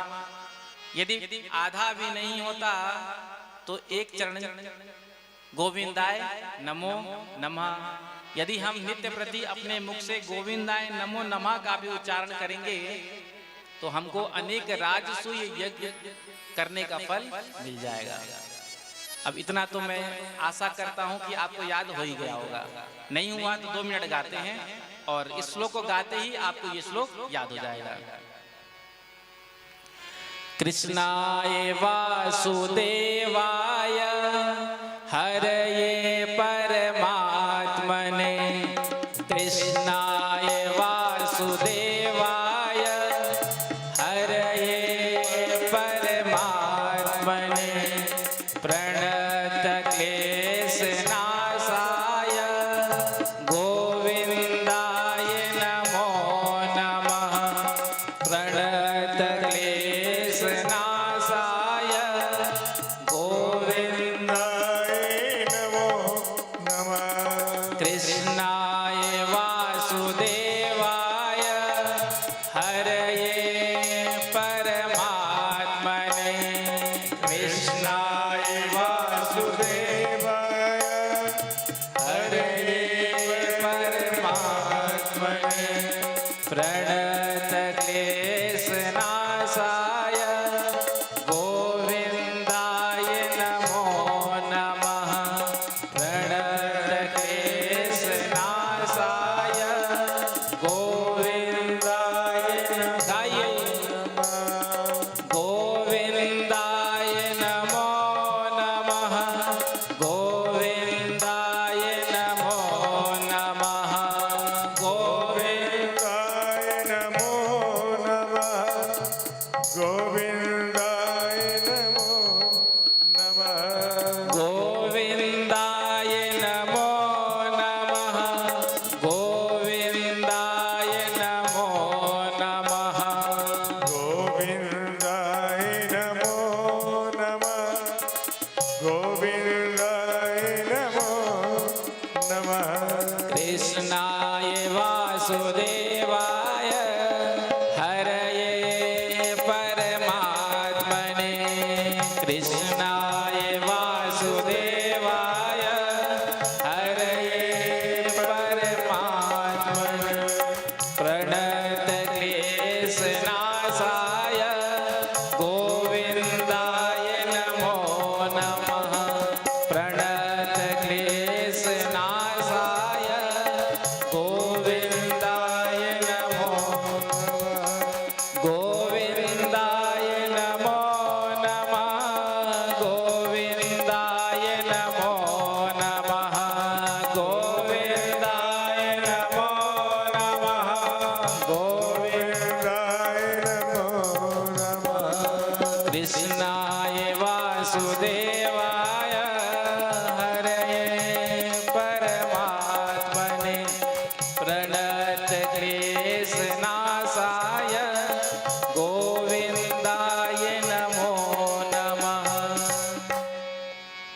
आशा करता हूं आप सबको याद हो गया होगा।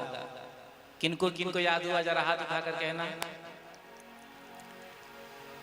अब पूरा नहीं हुआ हो तो कम से कम आधा तो हुआ ही होगा। कृष्णाय वासुदेवाय हरये परमात्मने प्रणत क्लेश नाशाय गोविंदाय नमो नमः। अब पूरा नहीं तो आधा हुआ होगा। प्रणत क्लेश नाशाय गोविंदाय नमो नमः। अब आधा भी नहीं हुआ होगा तो आधा का आधा गोविंदाय नमो नमः तो हो ही गया होगा। यदि इतना भी याद आपको नहीं हुआ तो जाकर चुल्लू पर पानी में डूब जाओ। इससे ज्यादा सरल और कुछ नहीं हो सकता है। केवल गोविंदाय नमो नमः कहते ही अनेक राजसु यज्ञ अश्वमेध यज्ञ के फल हमको मिल जाएंगे। एक विष्णु यज्ञ आप करिए, कितना परिश्रम करना होता है। अभी लगमा में कहीं यज्ञ हुआ, बहुत विशाल यज्ञ हुआ, और जैसा कि मुझे सोशल मीडिया से पता चला कि उस यज्ञ के विश्राम पर जो कुछ हुआ ब्राह्मणों पर, अब हकीकत क्या है ये मुझे पता नहीं, लेकिन यदि ऐसा हुआ है तो बहुत ही दुर्भाग्यपूर्ण हुआ है। क्योंकि किसी भी यज्ञ में सफलता तो तभी मिलती है जब ब्राह्मण देवता प्रसन्न होते हैं। ब्राह्मण देवता प्रसन्न होकर के आशीर्वाद दे दिया तो यज्ञ आपका सफल हो गया। लेकिन आजकल लोग बड़ा बड़ा यज्ञ करते हैं नाम कमाने के लिए। भावना वो नहीं है कि भक्ति का भाव, भक्ति भाव का प्रचार प्रसार हो। आजकल लोग यज्ञ भी इसलिए कराते हैं कि अपना प्रचार जाए, और जहां अपना प्रचार कराने के लिए यज्ञ किया जाता है, हरिद्वार में ब्राह्मणों पर गोलियां चलवाई गई। अब क्या उस यज्ञ से भगवान प्रसन्न होंगे? ब्राह्मण देवता के ऊपर गोली चला दिया। अरे जब आपके अंदर सामर्थ्य नहीं है तो फिर इतना बड़ा यज्ञ का आयोजन क्यों करते हो? ब्राह्मण देवता ने कहा ही क्या था? अरे आपके निमंत्रण पर, आपके प्रार्थना पर ही तो वो आए थे। ठीक से आप भोजन प्रसाद भी नहीं दे सकते, तो फिर इतने ब्राह्मणों को बुलाने की आवश्यकता क्या है? यज्ञ हो, छोटा ही स्वरूप हो, विधि विधान का पालन हो, तो उससे ही आपका कल्याण हो जाएगा। लेकिन आज दिखावा बढ़ गया है समाज में ज्यादा। अब उन्होंने किया 1000 कुंडी यज्ञ, तो हम करेंगे 1100 कुंडी यज्ञ, कहीं 21,000 कुंडी यज्ञ। अब देखा देखी के चलते फिर उस यज्ञ में ऐसे ही दृश्य देखने को मिलते हैं। इससे ना तो किसी का भला हो सकता है, ना ही किसी का कल्याण हो सकता है। तो भागवत के एक एक श्लोक का गान करने से जो पुण्य हमको तीर्थों में जाकर के मिलता है, जो पुण्य हमको धाम में जाकर भगवान का दर्शन करने से मिलता है, वही पुण्य हमको भागवत के श्लोक गाने से मिल जाता है, घर बैठे मिल जाता है। इसलिए भागवत का पाठ हमको करना चाहिए। महात्मा का वर्णन कर रहे थे, इतने में ही क्या हुआ? भक्ति के जो पुत्र ज्ञान वैराग्य जो वृद्धावस्था को प्राप्त हो चुके थे, आज महात्मा सुन करके तरुण हो गए और भक्ति देवी के साथ नृत्य करते हुए आज गंगा के तट पर प्रकट हो गए। नारद जी कथा कहाँ करा रहे थे? गंगा के तट पर। भक्ति देवी कहाँ है? यमुना के तट पर अपने पुत्रों के साथ। तो नारद जी ने किसी को भेजा नहीं था कि जाओ जाकर भक्ति को बुला कर ले आओ। आज कथा सुन करके, कथा हो रही है गंगा के तट पर, उस कथा को सुन करके जो यमुना तट पर भक्ति देवी अपने पुत्रों के साथ वहां बैठी थी, जब पुत्रों ने कथा सुना तो पुत्र तरुण हो गए, जवान हो गए, और तीनों नृत्य करते हुए गंगा के तट पर प्रकट हो गए। भक्ति सुतौ तौ तरुणौ गृहीत्वा प्रेमैकरूपा सहसा विरासित। श्री कृष्ण गोविंद हरे मुरारे नाथेति नामानि मुहुर्वदन्ति। श्री कृष्ण गोविंद हरे मुरारे कीर्तन करते हुए तीनों प्रकट हो गए। पूरा जो स्थान था श्रोताओं से भरा हुआ था, कहीं बैठने का स्थान खाली था ही नहीं। तो भक्ति देवी ने हाथ जोड़ करके प्रार्थना किया संत कुमारों के चरणों में और कहा कि हमको भी बैठने के लिए आप स्थान प्रदान करें। तो सनत कुमारों ने कहा, जितने भी भक्त वैष्णव श्रोता यहाँ बैठे हैं, आप अपने पुत्रों के सहित सभी के हृदय में जाकर के विराजमान हो जाइए। तो भक्ति महारानी अपने पुत्र ज्ञान वैराग्य के साथ जितने भी श्रोता वैष्णव बैठे थे कथा में, सबके हृदय में जाकर विराजमान हो गई। प्रेम से कहो श्री राधे, जोर से कह दो राधे राधे राधे राधे। नारद जी ने कहा शरद कुमारों के चरणों में प्रणाम करते हुए, हे भैयाओं, मैंने देख लिया भागवत के प्रभाव से जो ज्ञान वैराग्य वृद्ध हो गए थे वो कथा सुन करके तरुण हो गए। अब एक प्रश्न और आपसे करना चाहता हूँ, क्या भागवत सुनने से किसी के पापों का प्रक्षालन होता है? यदि पापों का प्रक्षालन होता है तो कैसे कैसे पापों का प्रक्षालन होता है, जरा सुनाइए। सनत कुमार कहते हैं, जिसने जीवन में कभी कोई सत्कर्म नहीं किया, जिसका जीवन पापाचार में, दुराचार में, भ्रष्टाचार में समाप्त हो गया, ऐसा व्यक्ति जीते जी कभी कथा नहीं सुना, मरने के बाद प्रेत योनि में जाकर भी कथा सुन लेता है भागवत की, तो वो मुक्त हो जाता है। नारद जी ने कहा, महाराज क्या कभी पहले ऐसा कुछ हुआ था? तो सनत कुमार कहते हैं कि हाँ, हम तुम्हें एक इतिहास सुनाते हैं, और ये इतिहास बड़ा सुंदर है, इसको सुनते ही जीव के पाप समाप्त हो जाते हैं। उत्तम नगर के किनारे आत्मदेव नाम के ब्राह्मण रहते थे। पंडित जी बड़े सीधे, सच्चे और सरल थे, और इनकी पत्नी का नाम था धुंधुली देवी। पति तो बड़े सीधे, सच्चे, सरल थे, लेकिन पत्नी का आचरण बिल्कुल विपरीत था। सनत कुमार कहते हैं, पत्नी कैसी थी? लोक वार्ता रता क्रूर प्रायसो बहुजल्पिका सूराचा गृह कृत्येषु कृपणा कलह प्रिया।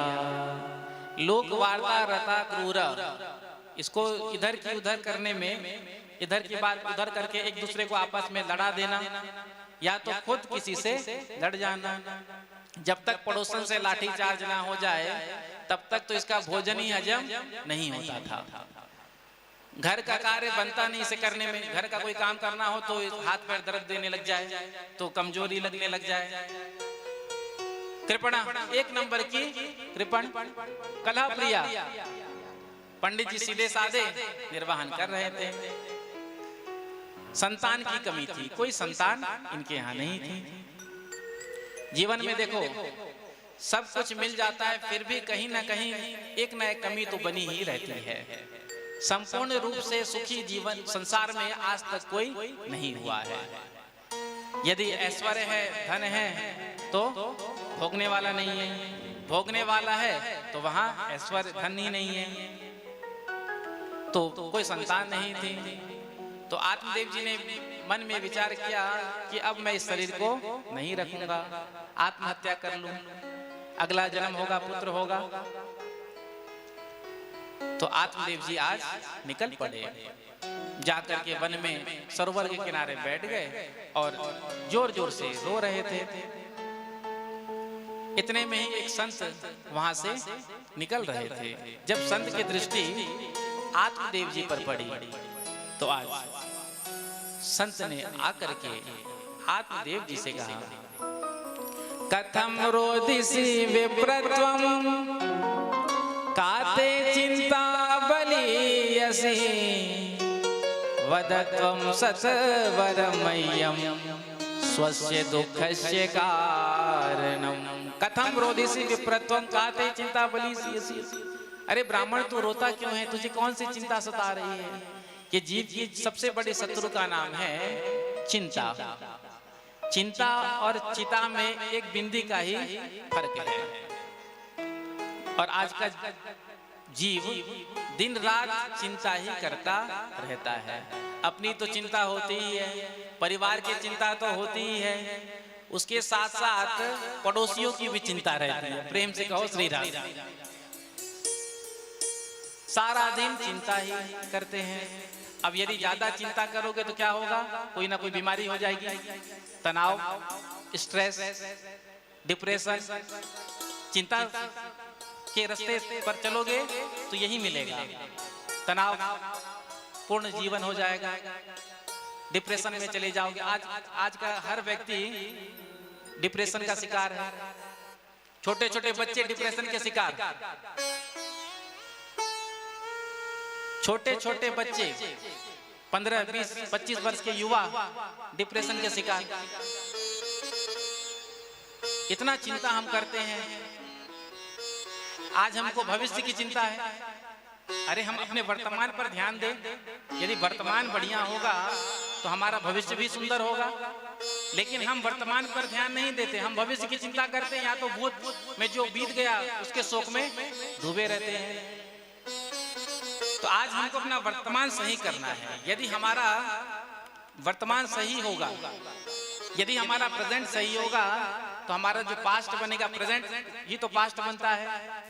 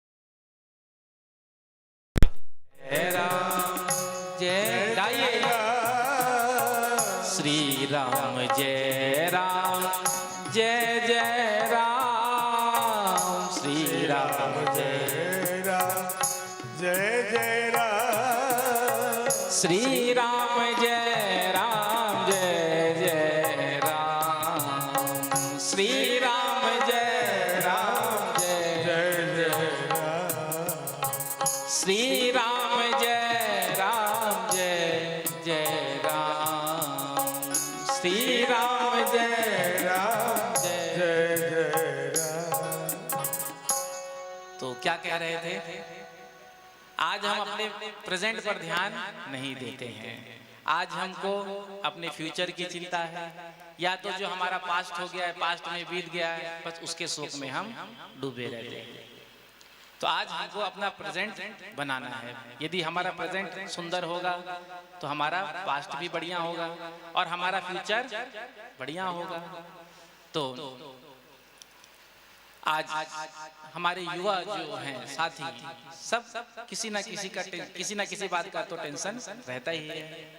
तो चिंता ना करते हुए यदि हम चिंता करेंगे तो ये चिंता हमको एक दिन चिता पर बिठाएगा। चिंता चिता समान है, घुन की तरह लग जाते हैं। मुर्दे को चिता जलाती है, जिंदे को चिंता खाती है। तो चिंता को छोड़ करके हमको भगवान का चिंतन करना चाहिए। यदि हम देखो, यदि ज्यादा चिंता करोगे तो चिंता आपको एक दिन चिता पर बिठा देगी, पक्की बात है। आपने चिंता को छोड़ दिया, भगवान का चिंतन प्रारंभ कर दिया, तो वो चिंतन आपको बांके बिहारी के चरणों में बिठा देगी। इसीलिए चिंता नहीं करना चाहिए। जो होइए सो जही राम रचि राखा, होगा तो वही जो राम जी ने रचा है। दुनिया भर का चिंता लेकर के आज हम चल रहे हैं, पूरे संसार की चिंता करके होगा क्या? हमारे चाहने से कुछ होता है? अपने चाहने से यदि कुछ हो जाता तो फिर संसार में कोई दुखी नहीं होता। यहाँ तो जो होगा वो राम जी को प्यारा होगा, इसलिए चिंता ना करते हुए।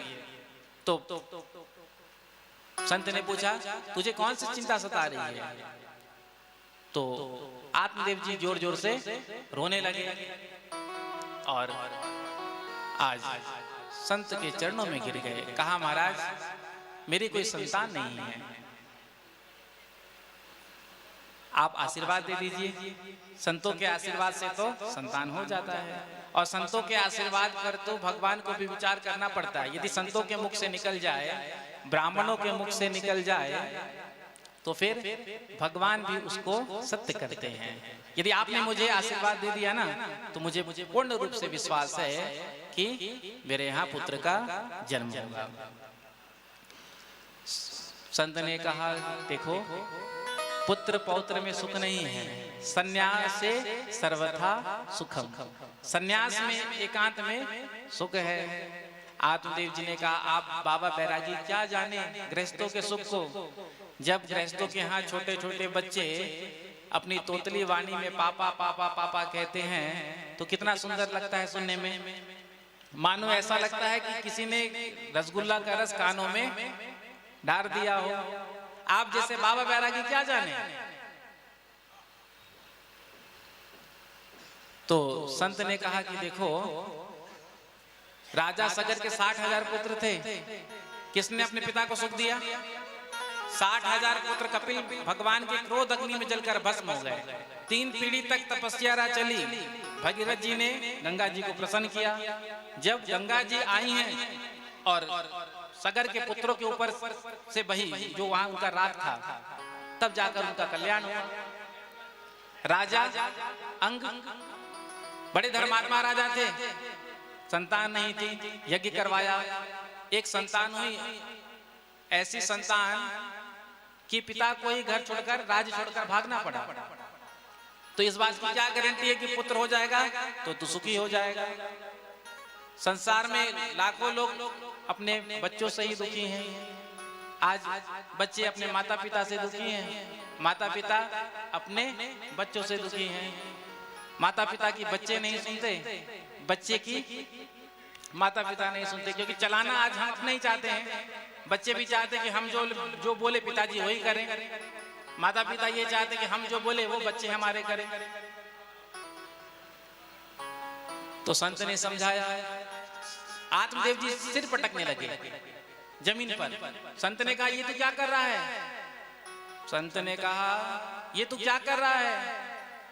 आत्मदेव जी ने कहा कि मैं आपके चरणों में सिर पटक करके आत्महत्या कर लूंगा और आपको ब्रह्म हत्या लगेगी। संत ने सोचा, अच्छे भले हम जा रहे थे, कहां इसके चक्कर में पड़ गए। तो संत तो दयालु होते ही हैं। झोले से एक फल निकाला और फल को देते हुए कहा कि इस फल को तू अपनी पत्नी को खिला देना। कहा, महाराज कौन कौन से नियम पालन करने पड़ेंगे जरा बता दीजिए।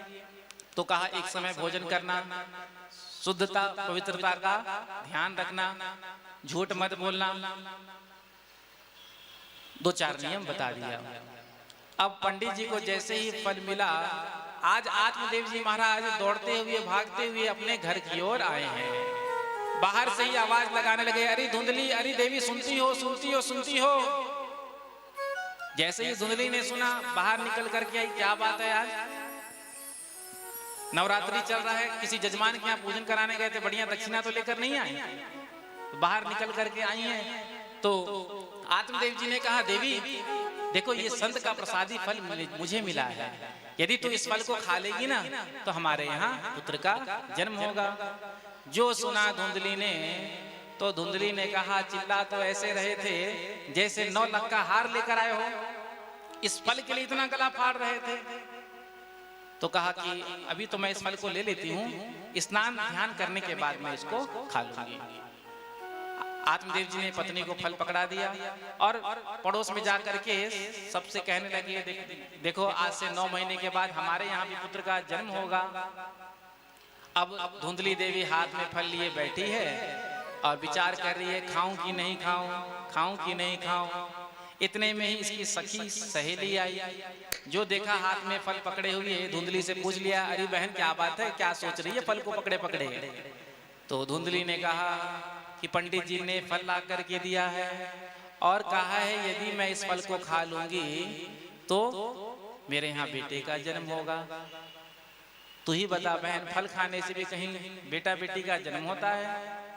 अब उसकी सहेली ने कहा, देख संत का आशीर्वाद मिल गया, भगवान की कृपा तुझ पर हो गई, बिना विचार किए इस फल को तो पाले।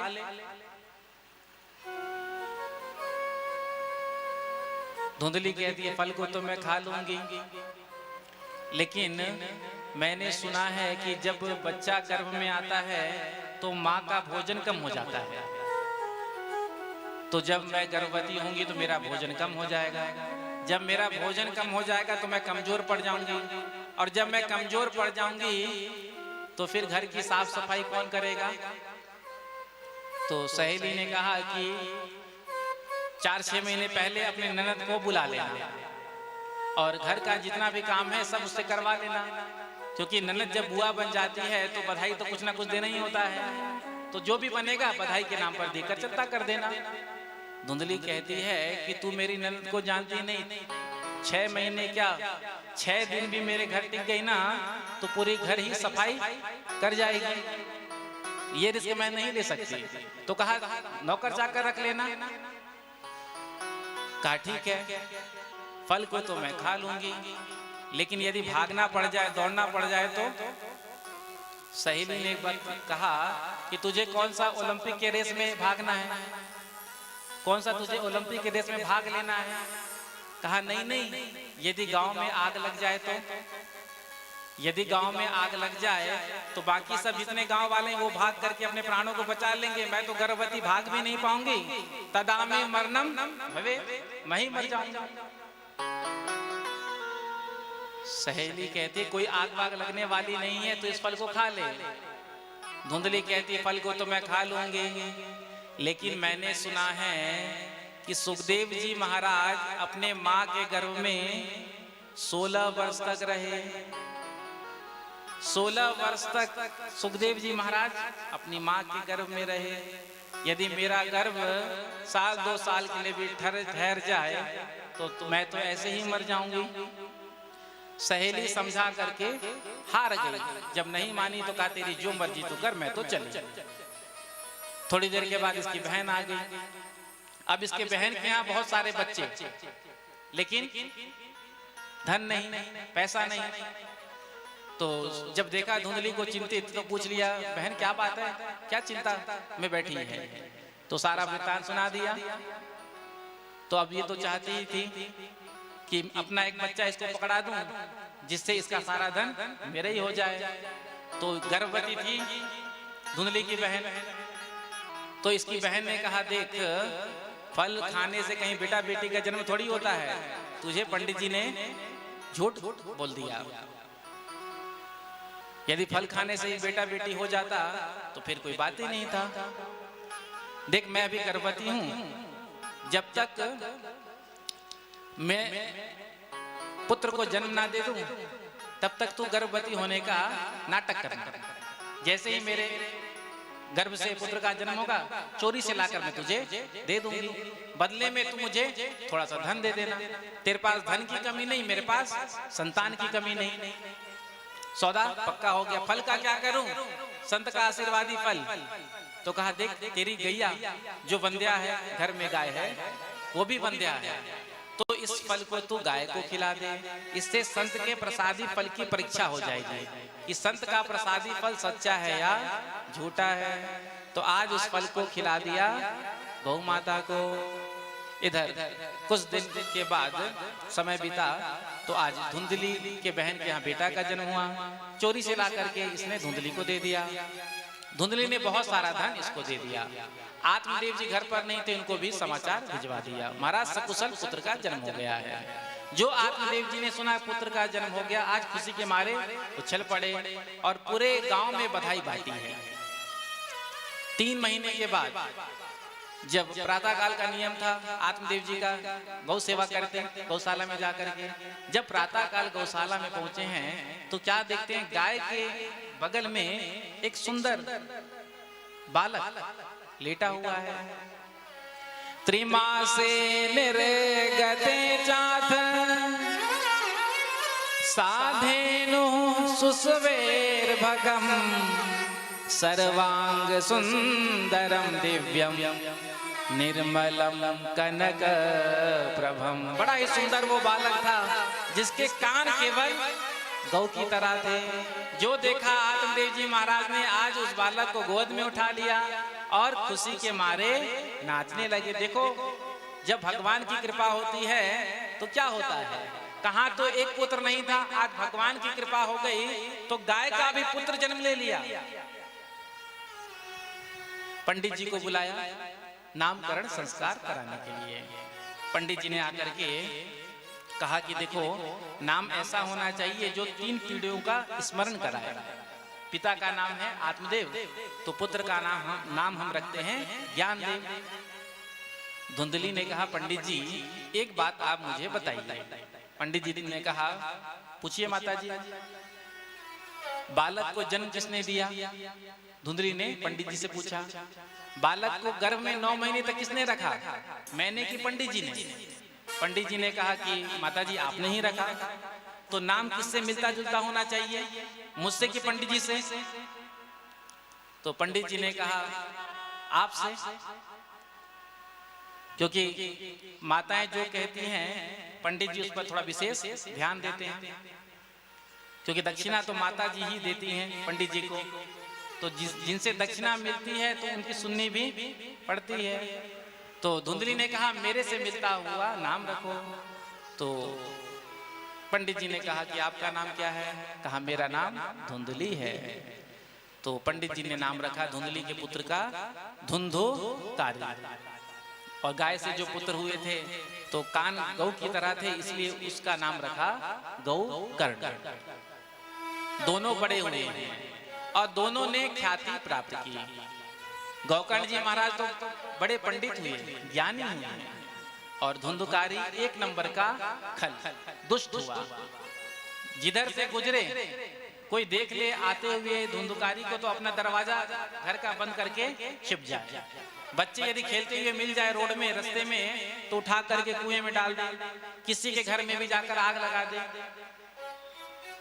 सारे गांव वाले इससे परेशान। आज जुआ खेलने लगा, शराब पीने लगा, अपने पिता का सारा धन समाप्त कर दिया। एक दिन आकर के अपने पिता से कहा, पिताजी बताइए आपने धन कहाँ छुपा कर रखा है? मुझे पता है कुछ ना कुछ धन तो आपके पास बचा है। यदि आपने मुझे बताया नहीं तो मैं आपको घर में रहने नहीं दूंगा। तो आत्मदेव जी आज एकांत में रोने लगे और विचार करने लगे, मैं कहाँ जाऊं, किससे अपना दुख कहूं। इतने में ही गौकर्ण जी महाराज आए हैं और गौकर्ण जी महाराज ने आकर के बड़ा ही सुंदर 2 श्लोकों में उपदेश दिया। इसको कहते हैं गौकर्ण गीता। तो समय का अभाव है क्योंकि 7 बजे से भजन संध्या भी है।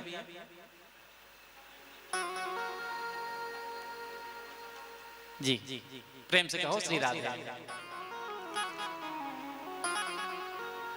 तो गोकर्ण जी महाराज कहते हैं अपने पिता से, पिताजी संसार से राग करने से क्या मिला ये तो आपने देख लिया, संसार से प्रेम करने से क्या मिला आपने देख लिया, अब आप भगवान से प्रेम करिए, भगवान का भजन करिए। धर्मम भज सुसततम त्यज लोक धर्मान सेवस्व साधु पुरुषान जहि काम तृष्णाम अन्यस्य दोष गुण चिंतन मासु मुक्तवा सेवा कथा रसमहो नितराम पिबत्वम।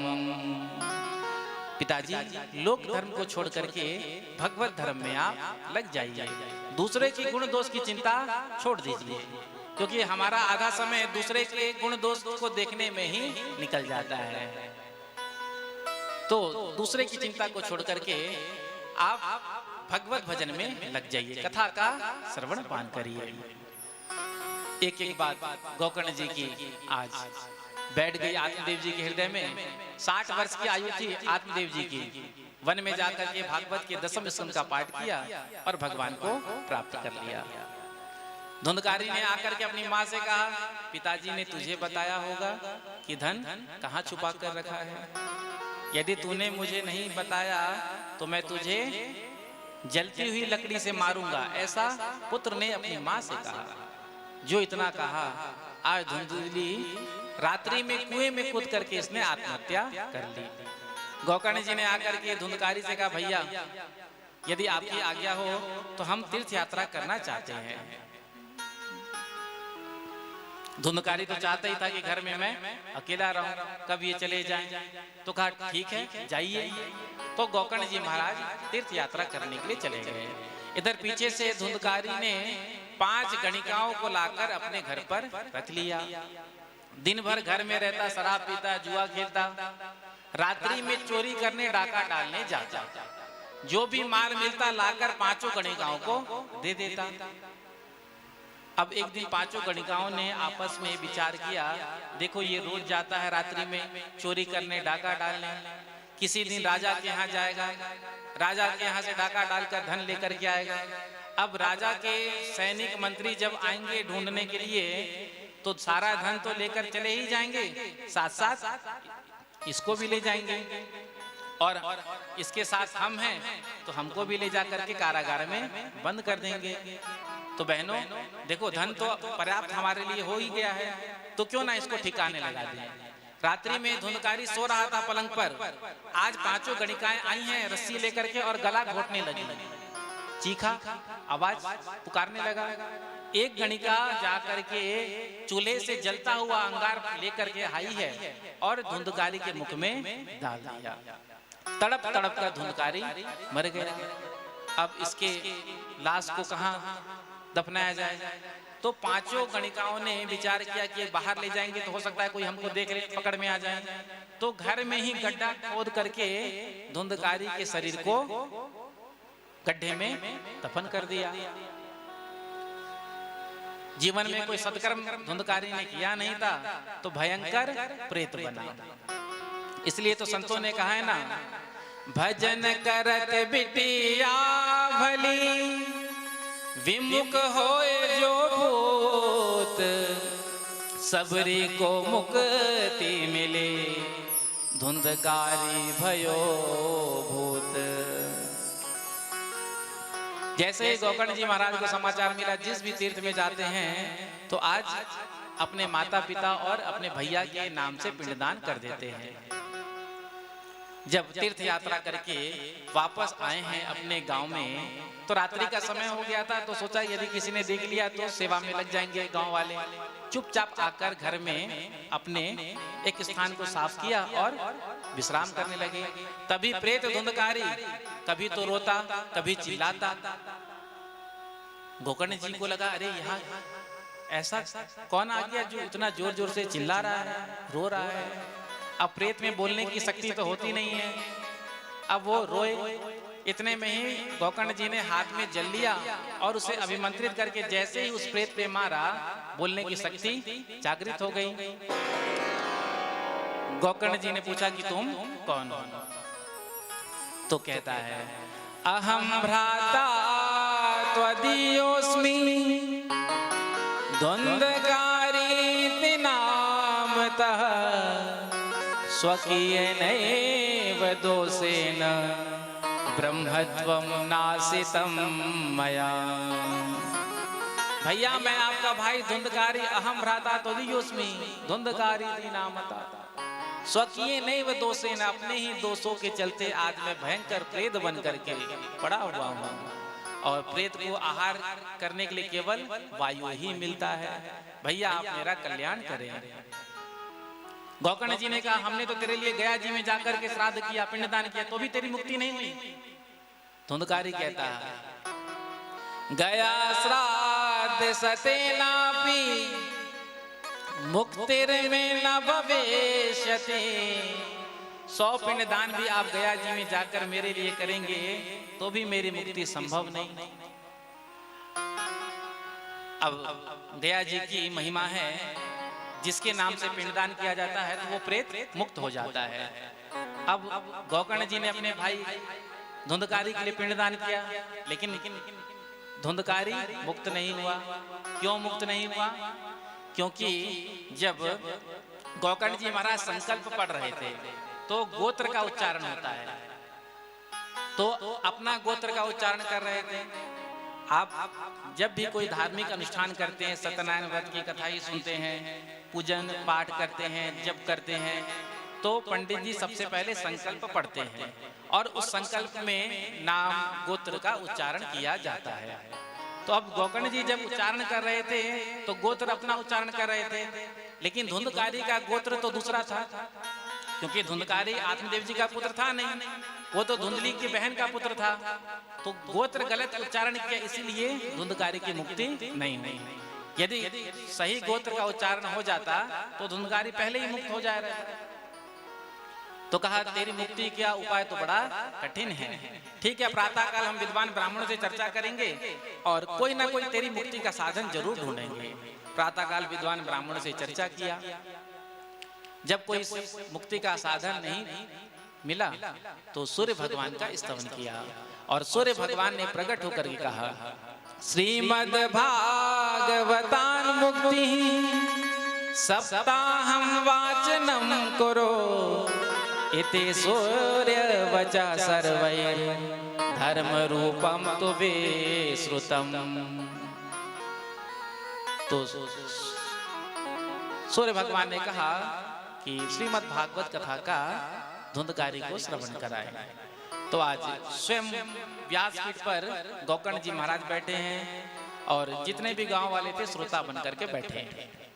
वही एक सात गांठ का बांस रखा था, तो वो प्रेत धुंधकारी उसी सात गांठ के बांस में जाकर प्रविष्ट हो गया। प्रथम दिवस की कथा जब विश्राम हुई तो प्रथम ग्रंथि फट गई। दूसरे दिन की कथा जब विश्राम हुई दूसरी ग्रंथि फट गई। 7 दिन तक जब धुंधकारी ने कथा का श्रवण किया तो कथा के विश्राम पर भगवान के पार्षद के रूप में प्रकट हो गया। सुंदर पीतांबर पहने हुए, गले में तुलसी की माला धारण करते हुए, और कितना सुंदर कहता है धन्या भागवती वार्ता प्रेत पीड़ा विनाशिनी सप्ताहोपि तथा धन्यः कृष्ण लोक फल प्रदा। धन्य ये भागवत की कथा जो एक प्रेत को, महाप्रेत को प्रेत योनि से छुड़ा करके भगवान का पार्षद बना देती है। भगवत धाम से एक विमान आया गड़गड़ा करते हुए और 2 पार्षद उतरे हैं। गौकर्ण जी की तरफ देखा तक नहीं, धुंधकारी के पास गए और हाथ जोड़कर कहा महाराज विमान में प्रवेश करिए। गौकर्ण जी ने कहा 1 मिनट हमारी भी बात सुन लो। तो पार्षद ने कहा कहिए। गौकर्ण जी ने कहा कथा तो सबने सुनी, पंडाल में जितने लोग बैठे थे कथा सबने सुनी, तो विमान सबके लिए आपको लाना चाहिए था, आप एक ही विमान लेकर के क्यों आए? तो भगवान के पार्षद ने कहा जिस प्रकार से धुंधकारी ने कथा का श्रवण किया, धुंधकारी अपनी मुक्ति के लिए कथा सुन रहा था, श्रवण मनन निधिध्यासन धुंधकारी ने कथा का किया, इसीलिए धुंधकारी मुक्त हुआ। लेकिन बाकी जितने भी श्रोता थे वो उस प्रकार से कथा का श्रवण नहीं किए। होता है ना, कथा में लोग आते हैं, कई बार व्यवहार निभाने के लिए आते हैं। झा साहब का निमंत्रण पत्र मिला है, टेलीफोन भी आ गया, अब एक दिन तो जाना ही पड़ेगा, अटेंडेंस लगानी ही पड़ेगी। यदि नहीं जाएंगे तो फिर वो बुरा मान जाएंगे। तो कई लोग व्यवहार निभाने के लिए आते हैं, कई लोग टाइम पास करने के लिए आते हैं। चलो घर पर बैठे हुए बोर हो ही रहे हैं, कथा में चलकर ही बैठ जाते हैं। तो जो जिस भाव को लेकर के कथा में बैठता है, भगवान उसको पूर्ण करते हैं। इसलिए कथा में जब हम बैठे तो विशुद्ध भाव को लेकर के बैठना चाहिए। धुंधकारी विमान में बैठकर चला गया, गांव वाले उदास हो गए कि हम तो छूट गए। गौकर्ण जी ने कहा बिल्कुल चिंता मत करो, दोबारा हम कथा का आयोजन करेंगे। तो श्रावण के महीने में पुनः कथा का आयोजन किया, और इस बार जितने भी गांव वाले थे सब सावधान हो गए कि यदि अब की बार छूट गए तो फिर दोबारा विमान नहीं आएगा। सबने प्रेम से कथा का श्रवण किया। तो कथा के विश्राम पर श्री वृंदावन बिहारी प्रभु असंख्य विमान लेकर के प्रकट हो गए, और आकर के आज गौकर्ण जी को भगवान ने अपने हृदय से लगाया, गले से लगाया। जैसे त्रेता में राम जी महाराज सभी अयोध्या वासी को लेकर के साकेत धाम गए थे, उसी प्रकार से आज जितने भी गौकर्ण जी के ग्रामवासी हैं सबको लेकर भगवान श्री कृष्ण गौलोक गए। अयोध्या वासिनः पूर्वम यथा रामेण संगतः तथा कृष्णेन ते नीता गोलोकम योगी दुर्लभम। जो गौलोक बड़े बड़े योगियों को दुर्लभ है, आज भागवत कथा श्रवण करके गौकर्ण जी के ग्रामवासियों को सुलभ हो गया। नारद जी ने कहा महाराज एक बात और पूछना है कि किस विधि से कथा सुनना चाहिए। तो षष्ठम अध्याय में विधि कथन किया है। जैसे डॉक्टर साहब के पास आप जब जाते हैं तो डॉक्टर साहब जब दवा लिख करके देते हैं उसके बाद कहते हैं कि भैया खाली पेट खाना, नाश्ता करके खाना, ठंडा खट्टा मत खाना, परहेज भी बताते हैं। अब आप दवा तो खा रहे हैं लेकिन परहेज नहीं करेंगे तो दवा का उस प्रकार असर नहीं होगा। तो ये भागवत रूपी औषधि का असर तभी होगा जब हम विधि विधान का पालन करके कथा का श्रवण करेंगे। तो सबसे पहला प्रश्न किया कि भागवत में कितना खर्चा आता है। तो सनत कुमार कहते हैं विवाहेयादृशं वित्तं तादृशं परिकल्पयेत्। जिस प्रकार से हम अपने घर में बिटिया का विवाह करते हैं, बड़े धूमधाम से करते हैं, उसी प्रकार से बड़े धूमधाम से दिव्य और भव्य रूप से कथा का आयोजन करना चाहिए। अब किसी से पूछा जाए कि भैया आपने अपनी बिटिया के विवाह में कितना पैसा खर्च किया, कितना अर्थ लगाया, तो सब अपने अपने हैसियत के अनुसार करते हैं। तो भागवत कथा जो है दिव्य और भव्य रूप से आयोजन करना चाहिए। और निमंत्रण पत्र जितने भी हमारे सगे संबंधी रिलेटिव है, इष्ट मित्र हैं, सबको भेजना चाहिए।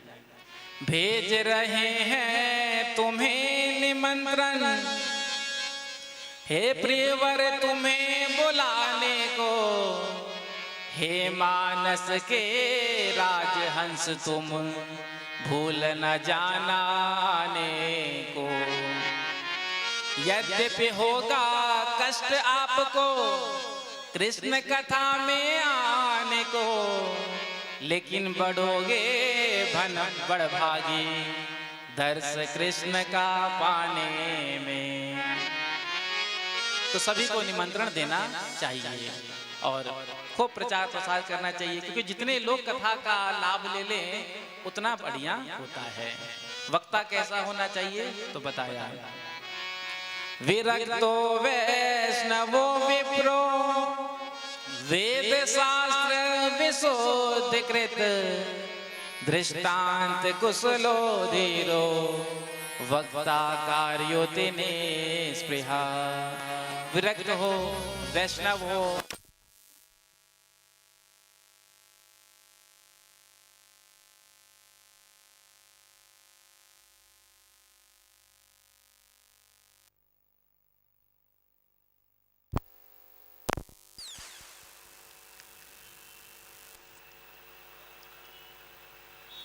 प्रेम से कहो श्री राधे।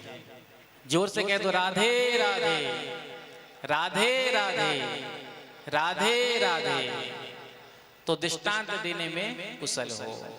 जहां भी भागवत की कथा होती है वहां सभी तीर्थ धाम आकर के देवी देवता आकर निवास करते, इसलिए सांगोपांग विधि से सबका पूजन करना चाहिए। उसके बाद कहा महाराज भोजन के बारे में बता दीजिए, क्या नियम लेना चाहिए। प्रेम से कहो श्री राधे। क्योंकि इसका ही थोड़ा सा ज्यादा दिक्कत रहता है, भोजन के बारे में समस्या रहती है ना, तो इसके बारे में तो आप बता ही दीजिए, बाकी कुछ बताइए या ना बताइए। तो कहते हैं देखो भोजन का नियम तो ऐसा है कि निराहार रह करके कथा सुनो 7 दिन तक। नारद जी ने कहा तब तो सुन लिया कथा, निराहार रहकर यदि कह दिया जाए तो सबने सुन ली कथा। क्योंकि आज के समय में कोई निराहार रह सकता है? करवा चौथ का व्रत एक दिन रखती हैं माताएं, जानती हैं कैसे रखती हैं बेचारी। निर्जला एकादशी का व्रत वर्ष में एक बार आता है, तो जो रखते हैं उनको पता है कि कैसे होता है। आप कह रहे हैं 7 दिन तक निराहार रहकर कथा सुने, संशोधन करिए महाराज, नहीं तो कलयुग में तो कोई कथा सुनने के लिए तैयार ही नहीं होगा। तो कहते हैं घृतम पानम, घी पीकर 7 दिन तक कथा सुनो। नारद जी ने कहा महाराज यहाँ तो डॉक्टर साहब ने रोटी में लगाने को मना कर दी है कि ज्यादा घी लगा करके खाओगे तो कोलेस्ट्रॉल बढ़ जाएगा, और आप कहते हैं कि 7 दिन तक केवल घी पीकर ही कथा सुनो। तो कहा पया पानम, दूध पीकर 7 दिन तक कथा सुनो। यदि दूध पीकर भी नहीं सुन सकते तो फिर कहते हैं फलाहारम, फल का आहार लेकर के। यदि फलाहार लेकर भी कथा नहीं सुन सकते तो कहते हैं फुल आहारम। प्रेम से कहो श्री राधे। चकाचक माल खा करके बैठो। लेकिन सबसे बड़ा नियम यही है कि कथा सुनने में कोई विघ्न ना हो। तो प्रायः नियम यही होता है कि प्रातःकाल फलाहार करते हैं और कथा विश्राम के बाद भोजन करते हैं। अब यदि इसमें भी कोई समस्या है तो 5 बार भोजन करें। स्पष्ट रूप से कह रहे हैं भोजनम तो वरम मन्ये कथा श्रवण कारकम नोपवासो वरः प्रोक्तः कथा विघ्न करो यदि। अब उपवास लेकर के हमने नियम लिया कथा सुनेंगे, 2-4 दिन तक तो जैसे तैसे हमने सह लिया। अब 5वें दिन जो भी दरभंगा में अस्पताल हो वहां ले जाना पड़ा, तो सारा नियम भी बिगड़ गया ना, पूजा पाठ विधान सब। अब शरीर ही जब बिगड़ गया तो आगे का कैसे होगा कार्य। इसीलिए शरीर के जो आपका हेल्थ अलाउ करता है वही नियम हमको लेना चाहिए। भोजन करके कथा सुनने में आनंद आता है तो भोजन करके कथा सुनो। यदि फलाहार लेकर के कथा सुनने में आता है तो फलाहार लेकर के कथा सुनो। व्यास जी में साक्षात सुखदेव जी का दर्शन करना चाहिए। सुख रूप प्रबोधज्ञ सर्वशास्त्र विशारद एतत् कथा प्रकाशेन मद ज्ञानम विनाशय। और जहां भागवत कथा विश्राम हो तो कथा विश्राम पर नाम कीर्तन करना चाहिए। सुंदर प्रहलाद जी महाराज वहां प्रकट हो गए, इंद्र प्रकट हो गए, सनत कुमार प्रकट हो गए और नाम कीर्तन होने लगा। आज अर्जुन राग अलाप रहे हैं तो सुंदर कीर्तन होने लगा। अपनी वाणी में अमृत घोल ओ रसना राधे राधे बोल रसना राधे राधे बोल रसना राधे राधे बोल। अपनी वाणी में अमृत घोल, अपनी वाणी में अमृत घोल ओ रसना राधे राधे बोल रसना राधे राधे बोल। ये बोल बड़े अनमोल, ये बोल बड़े अनमोल ओ रसना राधे राधे बोल रसना राधे राधे बोल।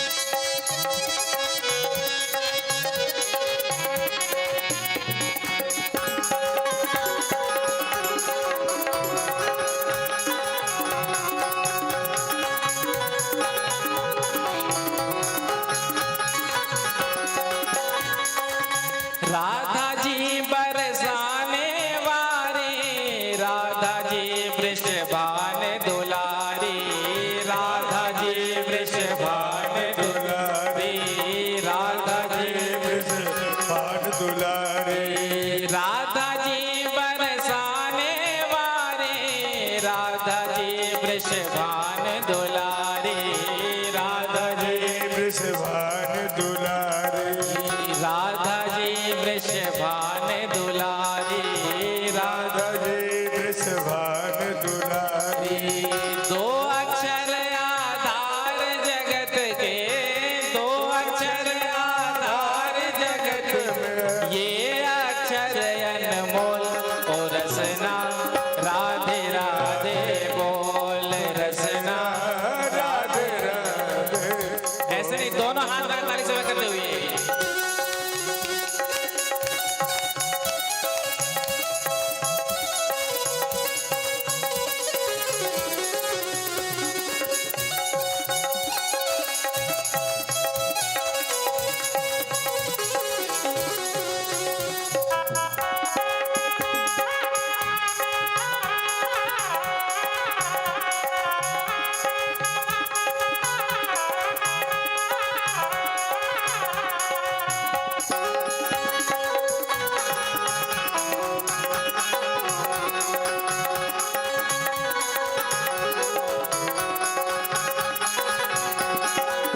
बिन